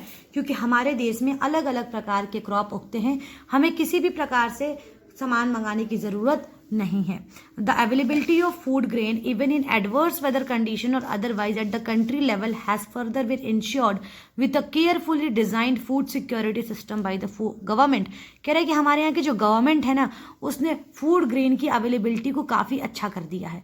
मतलब कि काफ़ी अच्छे तरीके से सरकार ने ऐसा सिस्टम बनाया है जिसमें अगर कोई ख़राब कंडीशन भी आती है, कोई ख़राब वेदर कंडीशन भी होती है जहाँ पे लोगों को खाने को नहीं मिलता है, तो भी सरकार के पास इतना अनाज है कि लोगों को खिला पिला सकती है। ठीक है। अब सरकार का ये सिस्टम है, इस सिस्टम का नाम क्या है? तो सरकार के पास ये जो सिस्टम है, इस सिस्टम का नाम है, this system has 2 components. 2 components है। एक है हमारे पास बफर स्टॉक और दूसरा है हमारे पास पब्लिक डिस्ट्रीब्यूशन सिस्टम। 2 तरीके से सरकार जो है क्या कर सकती है, जो हमारे सिस्टम है इसको मैनेज कर सकती है, फूड सिक्योरिटी की अवेलेबिलिटी करा सकती है। इसके सिस्टम का 2 नाम है, एक है हमारे पास बफर स्टॉक और दूसरा है हमारे पास पब्लिक डिस्ट्रीब्यूशन सिस्टम। चलिए उससे पहले हम यहाँ पे जरा सा ग्राफ देख लेते हैं। Production of food grain in India, यहाँ पे क्लियरली दिख रहा होगा ये ग्राफ। चलिए इस ग्राफ को जरा सा हम देख लें तो देखिए 1960 में हमारे यहाँ सिर्फ 82 मिलियन टन प्रोड्यूस होता था, लेकिन 2013-14 तक आते आते अब हम 265 मिलियन प्रोड्यूस कर रहे हैं। बहुत ही अच्छी बात है, ये काफ़ी अच्छा इंप्रूवमेंट हुआ है। चलिए अब आगे देखते हैं हम लोग जरा सा। जो हमारा ये 2 कंपोनेंट था ना, सरकार का ये जो 2 सिस्टम था जिसकी मदद से ये फूड सिक्योरिटी हो रही थी, ये 2 सिस्टम में पहले सिस्टम के बारे में पढ़ते हैं, बफर स्टॉक के बारे में। बफर स्टॉक क्या कहता है? तो buffer stock is the stock of food grains namely wheat and rice procured by the government through food Corporation of India. कह रहा है सरकार ने क्या कर रखा है, इस बफर स्टॉक का मतलब होता है कि स्टॉक कर रखा है। सरकार ने क्या स्टॉक कर रखा है? व्हीट और राइस। ठीक है। क्या स्टॉक कर रखा है? व्हीट और राइस। किसकी मदद से? फूड कॉरपोरेशन ऑफ इंडिया की मदद से। अब फूड कॉरपोरेशन ऑफ इंडिया क्या करता है, कैसे जो है इसके पास इतना ज़्यादा चावल गेहूँ आता है, ठीक है, कैसे आता है? तो अब देखिए फूड कॉरपोरेशन ऑफ इंडिया करता क्या है। The Food Corporation of India purchases wheat and rice from the farmer in state when there is a surplus production. ठीक है। फूड कॉरपोरेशन ऑफ इंडिया जो है वो व्हीट और राइस को परचेज करता है। ठीक है। कहाँ से परचेज करेगा? तो फार्मर से परचेज करेगा। अब सवाल पैदा होता है कहाँ के फार्मर से परचेज करेगा? वहाँ के फार्मर से करेगा जहाँ के फार्मर जो है बहुत ज़्यादा अनाज उगाते हैं। मतलब वो इतना अनाज उगाते हैं कि एक तो अपने खाने के लिए भी रख लेते हैं और दूसरा खाने से ज़्यादा उगाते हैं तो वो बेचने के लिए भी रख लेते हैं। तो जो फूड कॉरपोरेशन ऑफ इंडिया होता है वो यहाँ से जो है वो सामान को मतलब कि गेहूं और चावल को खरीदता है। चलिए, the farmers are paid a pre announce price for their crops. जब फूड कॉरपोरेशन ऑफ इंडिया, मैंने बताया था ना ये बात, जब फूड कॉरपोरेशन ऑफ इंडिया इनसे अनाज खरीदती है तो उसको एक फिक्स दाम दे दिया जाता है। सरकार बोलती है कि भाई हम तुमको ये दाम देंगे, तुम हमको अपना अनाज दो, इससे कम तुम मार्केट में मत बेचो, ठीक है, हम तुमको चलो इतना दे रहे हैं, तुम हमको इतना अनाज दे दो। उसे ही हम मिनिमम सपोर्ट प्राइस कहते हैं, एमएसपी कहते हैं। अभी देखे होंगे एमएसपी के लिए भी दुनिया भर का जो है आंदोलन चल रहा था। फार्मर्स जो थे वो काफ़ी ज़्यादा रैली वगैरह कर रखे थे, याद आ रहा है कुछ, ठीक है। The minimum support price is declared by the government every year before sowing season to provide incentive to the farmer for raising the production of this crops. जो एमएसपी होता है वो सरकार हर साल अनाउंस कर देती है क्रॉप के उगने से पहले, ताकि फार्मर्स को एक तरीके से मोटिवेशन मिल जाए कि हाँ हम ये उगाएंगे तो सरकार हमसे इतने रुपए में सामान खरीदेगी। बात समझ में आ रही है। The purchased food grains are stored in granaries. अब सरकार जो ये सामान खरीदती है उसको कहाँ स्टोर करती है? ग्रेनरीज में। Do you know why this buffer stock is created by the government? हमें क्या तुम्हें पता है कि क्यों ये सरकार ने बफर स्टॉक क्रिएट किया है? This is done to distribute food grains in the deficit areas and among the poorer strata of the society at a lower price than the market price is known as issue price. ये सरकार इसलिए store करे रखती है ताकि जब ज़रूरत पड़े तो उन लोगों को दे सके जिनके पास ये सारी चीज़ें नहीं रहती है, जो बहुत गरीब होते हैं, ठीक है, और कम दामों पे दे सके, ठीक है। They also helps resolve the problem of shortage of food during the adverse weather condition और during the periods of calamity. ये जो बफर स्टॉक में रखा हुआ जो सामान होता है वो जो प्रॉब्लम, जैसे कि इस साल फसल ही नहीं हुई, तो उस प्रॉब्लम को भी ठीक करने के लिए हेल्पफुल होता है। इसके साथ साथ मान लीजिए कोई नेचुरल कैलामिटी आ गई जिस साल फसल नहीं होती है, जैसे कोविड आया था, कोविड में प्रोडक्शन कहाँ हुआ था, तो जो पिछले साल का स्टॉक था लोग वही यूज़ कर रहे थे। बात समझ में आ रही है। तो ये हमारा बफर स्टॉक क्लियर हो गया। चलिए, तो अब हम शुरू करते हैं पब्लिक डिस्ट्रीब्यूशन सिस्टम, ठीक है। पब्लिक डिस्ट्रीब्यूशन सिस्टम क्या होता है इसके बारे में जरा सा हम लोग पढ़ लेते हैं। The public distribution system ensures availability of essential commodities like wheat, rice, sugar, edible oil और kerosene to the consumer through a network of outlet और फेयर प्राइस शॉप, ठीक है। देखिए, पब्लिक डिस्ट्रीब्यूशन सिस्टम जो होता है एक ऐसा पब्लिक डिस्ट्रीब्यूशन सिस्टम एक ऐसा डिस्ट्रीब्यूशन सिस्टम है जहाँ पे क्या होता है कि कुछ दुकानों में सरकार जो है, जैसे व्हीट हो गया, राइस हो गया, शुगर हो गया, जितनी भी एडिबल चीज़ें हैं, जो खाने लायक चीज़ें हैं, सरकार उन चीज़ों को क्या कराती है, बेसिक चीज़ों को जो है पब्लिक को अवेलेबल कराती है बहुत ही कम दामों में। और किन दुकानों के द्वारा कराती है? फेयर प्राइस शॉप, राशन की दुकानें देखी हैं, ठीक है, उसके तहत कराती है, ठीक है। There is at present a network of about 4.61 lakh PDS retail outlets in the country. आज के टाइम पे प्रेजेंटली जो है पूरे देश में कितने लाख जो है पब्लिक डिस्ट्रीब्यूशन सिस्टम है? तो 4.61 लाख इतने जो है हमारे यहाँ आज के टाइम पे पब्लिक डिस्ट्रीब्यूशन सिस्टम जो है वो प्रेजेंट है। बात समझ में आ रही है। चलिए, अब बात करते हैं ration shops are also known as fair price shop. मैंने आपको बता दिया कि जो राशन शॉप हैं उनको फेयर प्राइस शॉप भी कहा जाता है। Ration cards have been issue to the people who can buy fix quantity of items. Ration card उनके लिए इशू किया जाता है, ठीक है, जो कि जो है फिक्स क्वांटिटी ऑफ आइटम्स, मतलब कि बेसिकली वही खरीदते हैं जिनको फिक्स मिलता है, जैसे कि 35 kilogram of grains, 5 litre of kerosene, 5 kg of sugar. मतलब इनको बेसिकली दिया जाता है कि भैया आपको जो है एक महीने में इतना फिक्स मिलेगा आपकी फैमिली मेम्बर के अकॉर्डिंग, ठीक है। Every month from the near by ration shop, लोगों को जो है हर साल जो है अगर आसपास में कोई राशन की शॉप है तो वहीं से मिलता है। There are 3 types of ration card, 3 प्रकार के राशन कार्ड हैं। एक है हमारा Antyodaya card for the poorest of the poor, जो एकदम गरीबों से गरीब है उनके लिए एक अंत्योदय कार्ड है। दूसरा है BPL card for those who are below the poverty line. जो बीपीएल कार्ड मतलब कि बिलो पॉवर्टी लाइन के नीचे जो लोग हैं उनको बीपीएल कार्ड इशू किया जाता है। और एपीएल कार्ड जो है वो जो लोग अबव पॉवर्टी लाइन है, ठीक है, उनके लिए इशू किया जाता है। PDS is operated under joint responsibility of the central and state government. जो पब्लिक डिस्ट्रीब्यूशन सिस्टम है उसको ऑपरेट कौन करता है? हमारी सेंट्रल गवर्नमेंट भी करती है, उसके साथ साथ स्टेट गवर्नमेंट भी करती है। ध्यान दीजिएगा, दोनों मिल के ऑपरेट करते हैं इसको, पब्लिक डिस्ट्रीब्यूशन सिस्टम को, ठीक है, क्लियर। चलिए, यहाँ पे देखते हैं। The central government bears the responsibility of procurement, storage, transportation and bulk allocation of food grains, ठीक है, rices and wheat at subsidized prices, while the responsibility of the distribution to consumer through to FPS rest with the state government. अब central government का काम ये होता है कि भैया ये क्या कराए, तो सामान को एलोकेट कराने में, स्टोरेज करने में, ट्रांसपोर्टेशन करने में ये सेंट्रल गवर्नमेंट कराती है, ठीक है। लेकिन डिस्ट्रीब्यूट किस तरीके से करना है, ठीक है, डिस्ट्रीब्यूट किसको करना है, किस तरीके से करना है, उसका इंतजाम कौन कराएगी, स्टेट गवर्नमेंट। तो सेंट्रल गवर्नमेंट और स्टेट गवर्नमेंट ने अपना काम बांट लिया। सेंट्रल गवर्नमेंट क्या करेगी, अनाज को ले आएगी, स्टोर करवाएगी, ट्रांसपोर्ट करने में, इन सब चीज़ों में हेल्पफुल होती है। लेकिन स्टेट गवर्नमेंट जो होती है वो उसको डिस्ट्रीब्यूट करने में काफ़ी ज़्यादा हेल्पफुल होती है। बात समझ में आ रही, दोनों ने अपने अपना काम बांट लिया है, ठीक है। चलिए अब आगे चलते हैं नेक्स्ट। चलिए तो अब हम पढ़ते हैं टारगेटेड पब्लिक डिस्ट्रीब्यूशन सिस्टम। इसके अंदर क्या होता है इसको पढ़ लेते हैं, ठीक है। The PDS as it was operated earlier have widely been criticized for its failure to serve the population below the poverty line. Therefore, on the basis of the recommendation of the Chief Ministers Conference held in July 1996, an effort was made to streamline the PDS through the introduction of the targeted public distribution system in June 1997. अब देखिए ये जो हमारा public distribution system था ना, इसमें failure बहुत ज़्यादा आ रहे थे, बहुत ज़्यादा जो है ऐसा लग नहीं रहा था कि जो हमारा पब्लिक डिस्ट्रीब्यूशन सिस्टम है वो एक्चुअल में लोगों की हेल्प जाके कर रहा है। बात समझ में आ रही है, वो लोगों की हेल्प कर ही नहीं पा रहा था। और वो लोगों की हेल्प क्यों नहीं कर पा रहा था, उसका सबसे बड़ा रीज़न ये था क्योंकि वहाँ पे जो लोग कार्ड बनवाए थे वो एक्चुअल में गरीब नहीं थे, ठीक है। जो अमीर लोग भी थे वो लोग भी कार्ड बनवा लिए थे। अब वो क्या करते थे कि कम दामों में राशन की दुकानों से जाके सामान लेके आते थे और मार्केट में ले आके उसको ही महंगे दामों में बेचते थे। तो इस वजह से ये फेलियर हो गया। तो जब फेलियर हो गया तो चीफ मिनिस्टर्स का एक कॉन्फ्रेंस होता है। कब होता है, जुलाई 1996 में। और बोला जाता है कि भैया ये जो आपका सिस्टम है वो सही से काम नहीं कर पा रहा है। तो चीफ मिनिस्टर जी बोलते हैं अच्छा तो हम इसके लिए क्या करें। तो उनको बोला जाता है कि भैया आप जो काम करिए वो करिए कि आप एक नया डिस्ट्रीब्यूशन सिस्टम चलाइए जिसको आप बोलिए TPDS यानी कि टारगेटेड पब्लिक डिस्ट्रीब्यूशन सिस्टम। इसको स्टार्ट किया गया 1997 में। This system follows a 2-tier subsidise pricing structure. अब इस सिस्टम के अंदर 2 तरीके से जो है प्राइसेस सेट किए गए थे, ठीक है। एक प्राइस जो सेट किया गया था वो बिलो पॉवर्टी लाइन के लिए लोगों के लिए किया गया था, और जो दूसरा प्राइस सेट किया गया था वो अबव पॉवर्टी लाइन के लोगों के लिए किया गया था। यानी कि बिलो पॉवर्टी लाइन के लोग जो होंगे वो कम पैसा देंगे उसी राशन को खरीदने में, और जो अबव पॉवर्टी लाइन जो के लोग जो होंगे वो ज़्यादा पैसा देंगे उसी राशन को खरीदने में।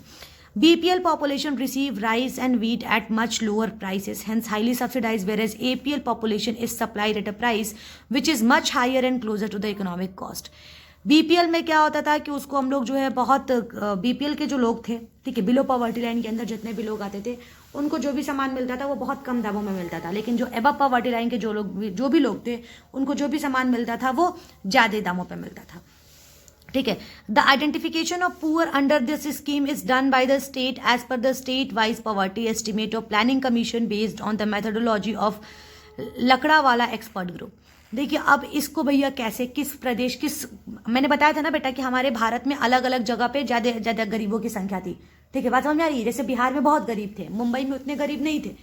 तो अब इसको कैसे चलाया जाए, तो इसके लिए जो है सरकार ने प्लानिंग कमीशन से एक रिपोर्ट मांगी। बोला कि भैया एक हमको रिपोर्ट दो जिसमें हमको पता चल सके कि कौन से स्टेट में कितने लोग जो है कि गरीब रहते हैं। तो यहाँ पे दिख रहा है ना, स्टेट वाइज पॉवर्टी एस्टिमेट मांगा कि बताइए कि आप जो है कौन से स्टेट में कितने लोग गरीब रहते हैं। अब उसके अकॉर्डिंग सरकार ने इस स्कीम को चलाया। जिस स्टेट में ज़्यादा गरीब थे उस स्टेट में जो है क्या किया गया, ज़्यादा फंडिंग की गई थी। बात समझ में आ रही है। In order to make the TPDS more focused and targeted toward the poor, अब ये जो टारगेटेड पब्लिक डिस्ट्रीब्यूशन सिस्टम था इसको और ज़्यादा जो है फोकस्ड बनाने के लिए क्या किया गया, द अंत्योदय अन्न योजना हैज़ बिन लॉन्च इन दिसंबर 2000 में एक योजना लॉन्च की गई जिसका नाम था अंत्योदय अन्न योजना, ठीक है। The scheme contemplates the identification of 10 million poor families and providing them with ₹25 kg of food grains per family per month at a lower price of 2 per kg for wheat and 3 per kg for rice। इस योजना के तहत क्या किया गया, इस योजना को लॉन्च किया गया था दिसंबर 2000 में। इस योजना के तहत बोला ये गया कि भैया कुछ तो आप कम से कम 10 मिलियन गरीब फैमिलीज़ को एक स्टेट में चुन लीजिए, ठीक है। अब चुनने के बाद क्या करिए, उनको ₹2 के केजी से जो है उनको वीट दीजिए 25 किलो, और ₹3 पर केजी के हिसाब से उनको 25 किलो जो है चावल दीजिए, ठीक है। ये बोला गया कि इनको जो है आप दीजिए, इन जो इतनी गरीब फैमिलीज है इनको ₹2 किलो के हिसाब से चावल और ₹2 किलो के हिसाब से गेहूं और ₹3 के किलो के हिसाब से चावल दीजिए, ठीक है। The quantity has been increased from ₹25 to 35 kg with effect from April 2002। लेकिन अब इसके बाद इसकी और क्वांटिटी बढ़ा दी गई, बोलेगी कि पहले 25 kg दिया जाता ना, अब 35 kg दो। बात समझ में आ रही है? The estimated annual allocation of food grain for Antyodaya families would be 30 lakh ton involving a subsidy of ₹2315 crore. कितना एस्टिमेशन लगाया गया कि हमको कितना जो है लोगों को फूड ग्रेन देना पड़ेगा, तो 30 लाख टन जो है देना पड़ा था फूड ग्रेन, और उसमें सब्सिडी लोगों को कितनी दी पड़ी, पैसे की कितनी छूट दी गई थी, 2315 करोड़। भाई 20 रुपए के गेहूं को आप 2 रुपए में दे रहे हैं, तो ऑब्वियस सी बात है आप लोगों को सब्सिडी दे रहे हैं ना, तो कितने का लॉस सहना पड़ा था, 2315 करोड़ का लॉस जो है सरकार को सहना पड़ा था। सोचिए सरकार गरीबों के लिए क्या कर रही है। ठीक है, इसके बाद है the scheme has been expanded twice by adding 50 lakh BPL families in June 2003 and in August 2004। इस स्कीम को और बढ़ाया गया। बढ़ाने के लिए क्या किया गया, 50 लाख लोगों को और जोड़ा गया बीपीएल के तहत। ठीक है, 2003 में और 2004 में। इसके साथ साथ 2 करोड़ फैमिलीज को और जोड़ा गया था अंत्योदय अन्न योजना के तहत, AAAY। ठीक है, the coverage has been further increase to 2.5 crore families in 2005 से 6, और इसके बाद से फिर बढ़ा के कितना कर दिया गया था, 2.5, यानी 50 लाख लोगों को और जोड़ दिया गया था 2005-6 तक आते आते। दिख रहा है? The quantity of the food grains earmarked to meet BPL requirement is 156.49 lakh ton per annum. अब कितनी क्वांटिटी चाहिए थी भाई, हमने BPL वालों को तो बता दिया कि तुम बिलो पॉवर्टी लाइन है, तुमको कार्ड भी दे दिया। अब उनकी फुलफिलमेंट के लिए कितनी क्वांटिटी का फूड ग्रेन चाहिए था, तो 156 लाख टन की क्वांटिटी का फूड ग्रेन चाहिए था। वाइल फॉर द पॉपुलेशन एवं पॉवर्टी लाइन, जो पॉपुलेशन पॉवर्टी लाइन के ऊपर है उसके लिए कितने का चाहिए था, तो 106। APL वाले जो है उनके लिए 106 लाख चाहिए था। ठीक है, जिसको डिस्ट्रीब्यूशन के लिए रखा गया था under TPDS, targeted public distribution system के तहत। ठीक है, अब पब्लिक डिस्ट्रीब्यूशन सिस्टम और टारगेटेड पब्लिक डिस्ट्रीब्यूशन सिस्टम में बस डिफरेंस इतना है कि पब्लिक डिस्ट्रीब्यूशन सिस्टम चला तो दिया गया था, लेकिन उसका लाभ जो है वो कोई भी उठा रहा था। सरकार को लगा ना गरीब को तो फायदा हो ही नहीं रहा है, तो सरकार ने बोला कि ना अब टारगेटेड पब्लिक डिस्ट्रीब्यूशन सिस्टम चलाएंगे जिसमें गरीबों को भी फायदा हो। समझ में आ गई बात? चलिए अब हम पढ़ते हैं present position of public distribution system. अब भैया इनका क्या हाल है PDS का, जैसे पूछते ना अरे ये कैसे हैं भैया, बहुत पुराना दोस्त का अगर ख्याल आ जाएगा तो दूसरे वाले दोस्त से पूछते ना अबे अब उनका क्या हाल है, पूछते हो ना, तो वैसे ही अब हमको ये जानना है कि भैया ये पुराने दोस्त का हाल क्या है आखिर। ठीक है, चलिए PDS is an effective measure taken by government to ensure food security. PDS काफ़ी इफेक्टिव मेजर था जो सरकार ने सोचा था कि बहुत अच्छा चलेगा। ठीक है, फूड सिक्योरिटी को मेंटेन करने के लिए सरकार ने ये सिस्टम ला दिया था। In 1992 revamped public distribution system PDS was started in 1700 block in the country to provide benefit to remote and backward areas. अब 1992 में आते आते एक RPDS सिस्टम स्टार्ट हो गया था, जो देश जैसे ब्लॉक क्या होते हैं बेसिकली कुछ कुछ गांवों को मिला के एक ब्लॉक बनता है, तो 1700 ब्लॉक में देश के जो है चालू करा दिया गया था, जो कि बैकवर्ड एरियाज में जो गरीब लोग रह रहे थे उनको हेल्पफुल हो। ठीक है, लेकिन अब देखते हैं आगे क्या हो। In 1997 targeted public distribution system was introduced to help the poor in all the areas. लेकिन 1997 तक आते आते TRPDS एस्टैब्लिश कर दिया गया था। ठीक है, अब 2000 में 2 स्पेशल स्कीम्स आई, अंत्योदय अन्न योजना और अन्नपूर्णा स्कीम। ठीक है, ये आई with a special target group of the poorest of the poor and the indigent senior citizen. The special feature of the PDS are given below. अब ये क्यों आई थी, क्योंकि भैया जो बहुत ज़्यादा गरीब है उनकी हेल्प करने के लिए। बात समझ में आ रही है? तो अब इसके फीचर्स कुछ दे रखे हैं, PDS कब आया था, RPDS कब आया था, TPDS कब आया था। बात समझ में आ रही है? और कौन कौन से योजना आई थी, देखिए कब कब PDS हमारा 1992 तक चला था, उसके बाद RPDS आ गया था, फिर TPDS आ गया था, फिर हमारा जो है अंत्योदय अन्न योजना, और तो उसके बाद अन्नपूर्णा स्कीम आई थी। ये किसके लिए आई थी, ये सबके लिए आई थी। ये कुछ बैकवर्ड और ब्लॉक्स के लिए आई थी, बैकवर्ड एरिया जो ब्लॉक्स हैं उनके लिए आई थी। इसके साथ साथ पुअर एंड नॉन पुअर के लिए ये भी आया था, TPDS आया था। अंत्योदय अन्न योजना जो एकदम करीब थे उनके लिए आया था, और ये अन्नपूर्णा स्कीम जो था वो जो सीनियर सिटीजन जो थे जिनको नहीं मिल पा रहा था अच्छा खाना पीने के लिए, उनके लिए आया था। बात समझ में आ रही है? चलिए अब इसके बाद हम देख लेते हैं कि इनमें कितना किया गया था। इसमें बोला गया था 20 kg दो, इसमें 35 kg बोल दिया गया था, इसमें भी 35 kg हो गया था। ठीक है, इसमें 10 kg दिया जाता था। ठीक है, इसमें जो है देखिए प्राइसेस जो है यहाँ पे दिखा रखे हैं, कितने कितने प्राइसेस पे जो है दिए जा रहे थे। BPL वालों को ₹2.50। ठीक है, राइस और ये वीट 2 रुपये 50 पैसा और राइस जो था वो 3 रुपये। APL वालों को वीट जो है 4 रुपये 50 पैसा और राइस जो है 7 रुपये में। क्लियर, बात समझ में आ रही है? चलिए अब हम थोड़ा सा आगे बढ़ते हैं इससे। However, the public distribution system has faced severe criticism on many grounds. Public distribution system ने काफ़ी ज़्यादा criticism को सहा था। आपने पढ़ा था ना कि public distribution system ने काफ़ी ज़्यादा criticism को सहा था, बहुत ज़्यादा criticize किया गया था इसको, बहुत ज़्यादा इसके बारे में गलत सही कहा गया था। There are the reports of the starvation deaths when the country has surplus food grains rotting away in the godowns or eaten away by the rodents. देखिए इतने ज़्यादा अनाज हो गए थे ना हमारे पास कि बेसिकली जो FCI जो अपने गोडाउन्स में जो अनाज रख रही थी वो या तो चूहे खा रहे थे या फिर वो सड़ जा चुके थे। ठीक है, the crux of the matter is that starvation and starvation deaths and the overall problem of the hunger are the symptoms of the bad planning, total budgeting in the PDS and misleading statistics in regarding to the number of people below the poverty line. आखिर ये क्या चल रहा था? एक तरफ हम कह रहे थे कि हमारे यहाँ गोदामों में जो है जो अनाज रखा हुआ है उसको चूहे खा रहे हैं, दूसरी तरफ हमारा ये सीन था कि लोग भूखे मर रहे हैं, न्यूज़ ये भी आ रही थी कि लोग भूखे मर रहे हैं। तो आखिर ये चल क्या रहा था? ठीक है, तो कहीं ना कहीं ये पब्लिक डिस्ट्रीब्यूशन सिस्टम का फेलियर था, एज वेल एज ये भी था कि किस तरीके से डेटा को मिसलीड किया जा रहा है, किस तरीके से ये बताया जा रहा है कि नहीं नहीं कोई गरीब नहीं है, चाहे इतने गरीब है तो इनको कंप्लीट राशन पहुंच रहा है। ऑब्वियस सी बात है, कहीं ना कहीं लूप होल है, तभी तो लोग मर रहे हैं। अगर सबके पास पहुंचता तो कोई मरता ही नहीं, सब अच्छे से रहते। बात समझ में आ रही है? Hunger stalks the nation in varying degrees and varying pockets. कह रहा है कि जो देश में ये जो हंगर था, ये जो भूख थी, वो कहीं ना कहीं देश के अलग अलग तरीके से खोखला कर रही थी देश को। बात समझ में आ रही है? इसके बाद the number of poor has only increase and more are joining the ranks with the inherent flaws in our food security programmes. कह रहे हैं कि जो नंबर ऑफ पुअर, जो गरीब हैं, वो काफ़ी ज़्यादा क्या हो रहे हैं, बढ़ रहे हैं। ठीक है, the public distribution system, food for work programme and a dozen programme meant to alleviate tribal poverty. और बहुत सारे जो पुअर हैं वो हमारे पॉवर्टी एलिविएशन प्रोग्राम या फिर ऐसे फूड सिक्योरिटी प्रोग्राम, इन सब में धीरे धीरे ज्वाइन भी हो रहे हैं।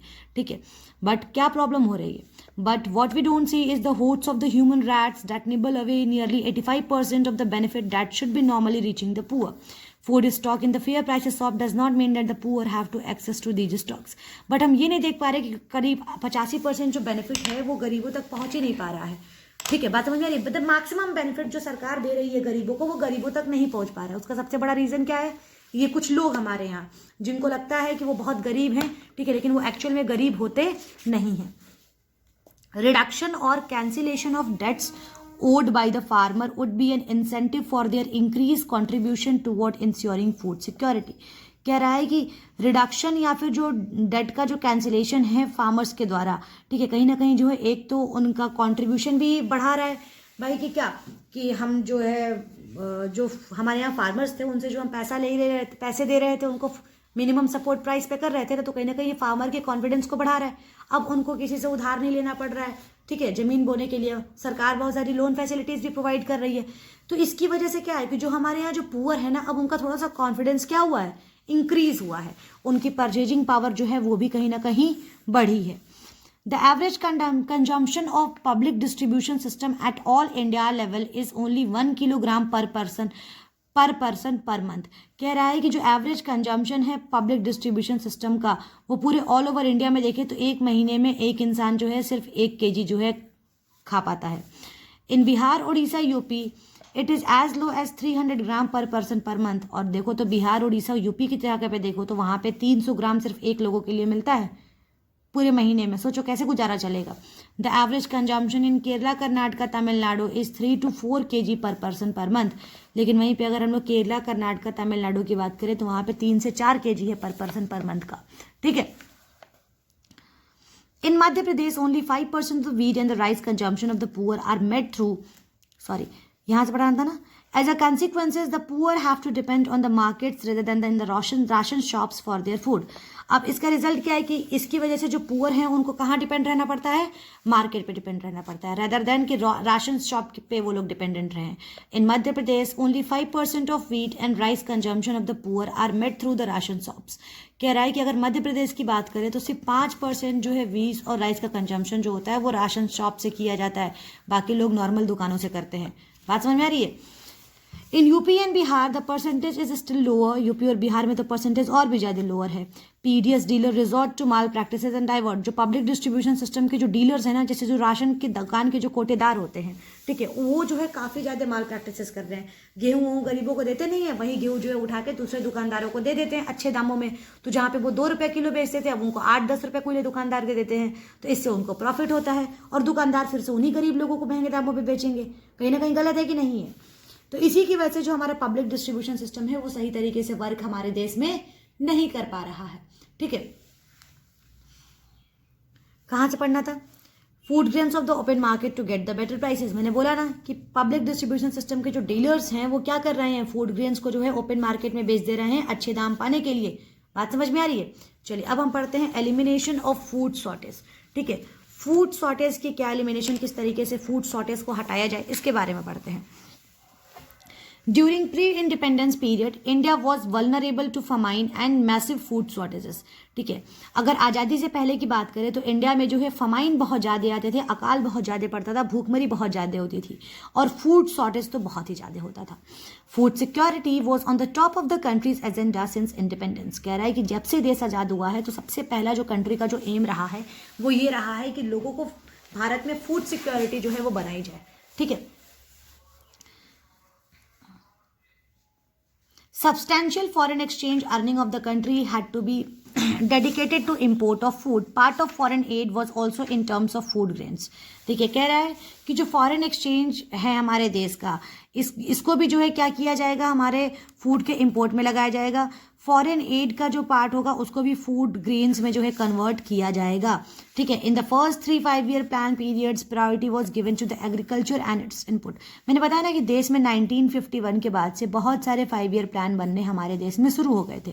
तो कह रहा है जो पहला 5 ईयर प्लान बना था ना, 5 ईयर प्लान का मतलब होता है कोई भी ऐसी योजना जो 5 सालों तक रहे।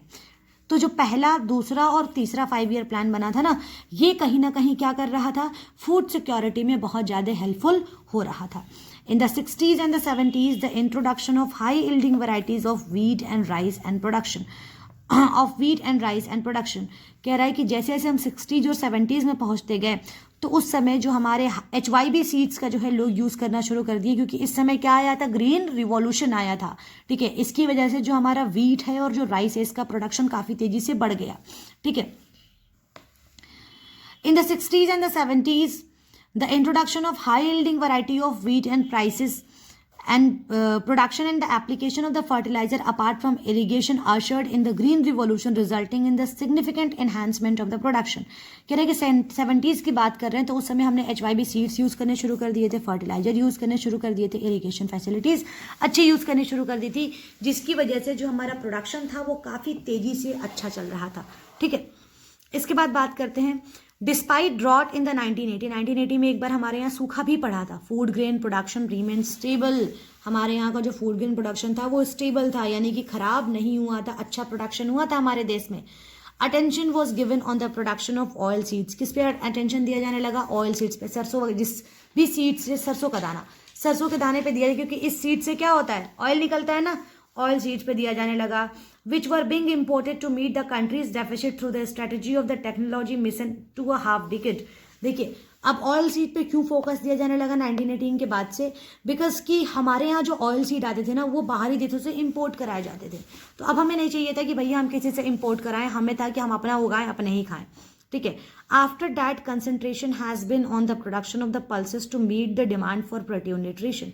इसके बाद से क्या किया गया, पल्सेस के प्रोडक्शन को बढ़ाने के लिए क्या किया गया, जो डिमांड थी प्रोटीन के न्यूट्रिशन की उसको ठीक किया जाने लगा। बात समझ में आ रही है? भाई पल्सेस का प्रोडक्शन बढ़ाना पड़ेगा ना हमको, ताकि जो प्रोटीन न्यूट्रिशन है, लोगों की डिमांड है ना प्रोटीन की, भाई प्रोटीन किससे मिलेगा, सिंपल सी बात है, दाल से मिलता है। तो उसकी डिमांड को मीट आउट करने के लिए पल्सेस के प्रोडक्शन को बढ़ाया जाने लगा। क्लियर? चलिए अब आगे चलते हैं। चलिए तो अब हम पढ़ते हैं आगे का टॉपिक। डिस्पाइट ड्रॉट, ये हो चुका था ना, यहाँ से पढ़ते हैं। During year of famines, food shortage and epidemics took their toll on life. Apart from the perpetuating malnutrition and morbidity, life expectancy was low. Disease rampant and death lingered at the doorstep. On the average, people did not live beyond 41 years at the beginning of the first 5-year plan with the death rate of 27.4 and the infant mortality rate. कह रहा है कि जब हमारा famine या फिर अकाल पड़ रहा था ना, तो कहीं ना कहीं लोगों के बीच में, लोगों के जीवन के बीच में बहुत बड़ा बदलाव आ रहा था. ऑब्वियस बात है, अकाल पड़ेगा तो लोगों के हेल्थ खराब होंगे. भले ही कितना भी फूड सिक्योर रहें आप, लेकिन फिर भी आपकी हेल्थ खराब होंगी, आपकी चीज़ें खराब होंगी. तो कह रहा है इसकी वजह से लोगों की जो लाइफ एक्सपेक्टेंसी थी ना, मतलब जीने की जो एक्सपेक्टेंसी थी, नॉर्मल लोग आज के टाइम में 50-55 साल जीते हैं, तो उस समय लाइफ एक्सपेक्टेंसी बहुत खराब हो गई थी. नॉर्मल लोग कितने साल जी रहे थे? 41-41 साल जी रहे थे लोग. ठीक है, इसके साथ साथ जो डेथ रेट था वो 27.4 था, यानी कि 100 में से 27 लोग मर ही जा रहे थे. और छोटे बच्चे जो पैदा हो रहे थे, इन्फेंट मोर्टेलिटी रेट की अगर हम लोग बात करें, छोटे बच्चे जो पैदा हो रहे थे, और इन्फेंट मोर्टेलिटी रेट कितना था? 14.6 था. ठीक है, तो कहीं ना कहीं 100 बच्चे अगर पैदा हो रहे थे, इसमें से 14 बच्चे जो है वो मर जाते थे. कहने का मतलब ये था. ऑल पॉवर्टी एलिविएशन प्रोग्राम, जितने भी गरीबी हटाओ योजना चलाए गए थे, national food for work programme, mid day meal scheme, employment generation programme contribute to food security. कहीं ना कहीं ये फूड सिक्योरिटी की तरफ कंट्रीब्यूट कर रहे थे कि नहीं कर रहे थे? चलिए, India is now proud of her food security. India को आज के टाइम पे अपनी फूड सिक्योरिटी पे प्राउड है. In India about 15 years it has nearly quadrupled production of the food grains from around 50 million tons to 195 million tons. कहीं ना कहीं पिछले 50 सालों में भारत ने अपने जो प्रोडक्शन है उसको 4 गुना जो है ज़्यादा बढ़ा लिया है. ठीक है, पहले 50 मिलियन टन कहीं भारत प्रोड्यूस कर पाता था, आज के टाइम पे 195 मिलियन टन कर पा रहा है. Yet the state of malnutrition in the country nullifies many of the developmental efforts that have been taken on the various fronts. लेकिन आज भी देश का ये जो माल न्यूट्रिशन वाला जो किस्सा है ना, वो इन सारे के सारे एफर्ट्स पे पानी फेर देता है. भले हम कितना भी डेवलपमेंट कर ले, आज भी लोग हमारे यहाँ माल न्यूट्रिशन के शिकार हैं, कुपोषण के शिकार है. आज भी हमारे यहाँ लोग गरीबी से मौत होती है, भूखमरी से मौत होती है. While the high birth rate is a national concern, हमारे यहाँ जो है जो हाई बर्थ रेट है, सुन रहे, बर्थ रेट, बच्चे पैदा होना मतलब population, the considerable wastage of human resource with high mortality rate is a blot in our society. इसके साथ साथ जो मोर्टेलिटी रेट भी हमारे यहाँ बहुत तेजी से, लोग मर भी बहुत तेजी से रहे हैं, ये भी हमारे पास एक काफ़ी ज़्यादा धब्बा है. While we add 18 million plus person each year to our population, we also lose 11% of the under 5 children and 4% of the women in the reproductive age group, and more than 50% of under 5 children are subject to the morbidity owing to the malnutrition.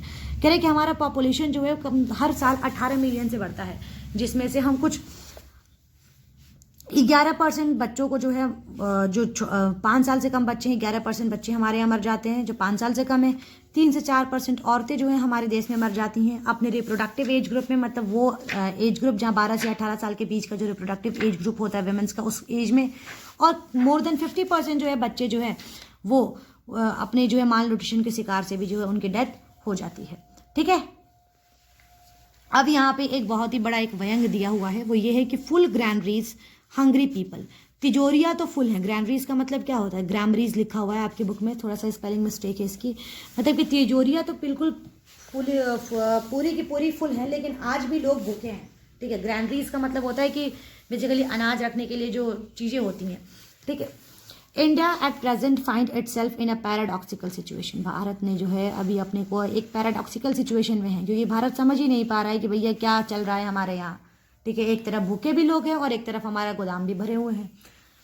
There is a coexistence of the underfed people and the overstock warehouses on food corporation of India. कह रहे हैं कि भारत में ऐसे भी लोग रह रहे हैं जो बिल्कुल माल न्यूट्रिशन के शिकार हैं, उनको खाना नहीं मिल रहा है, और हमारे यहाँ जो गोडाउन है वो फुल भरे हुए हैं. तो आखिर है क्या, समझ ही नहीं पा रहा है Bharat.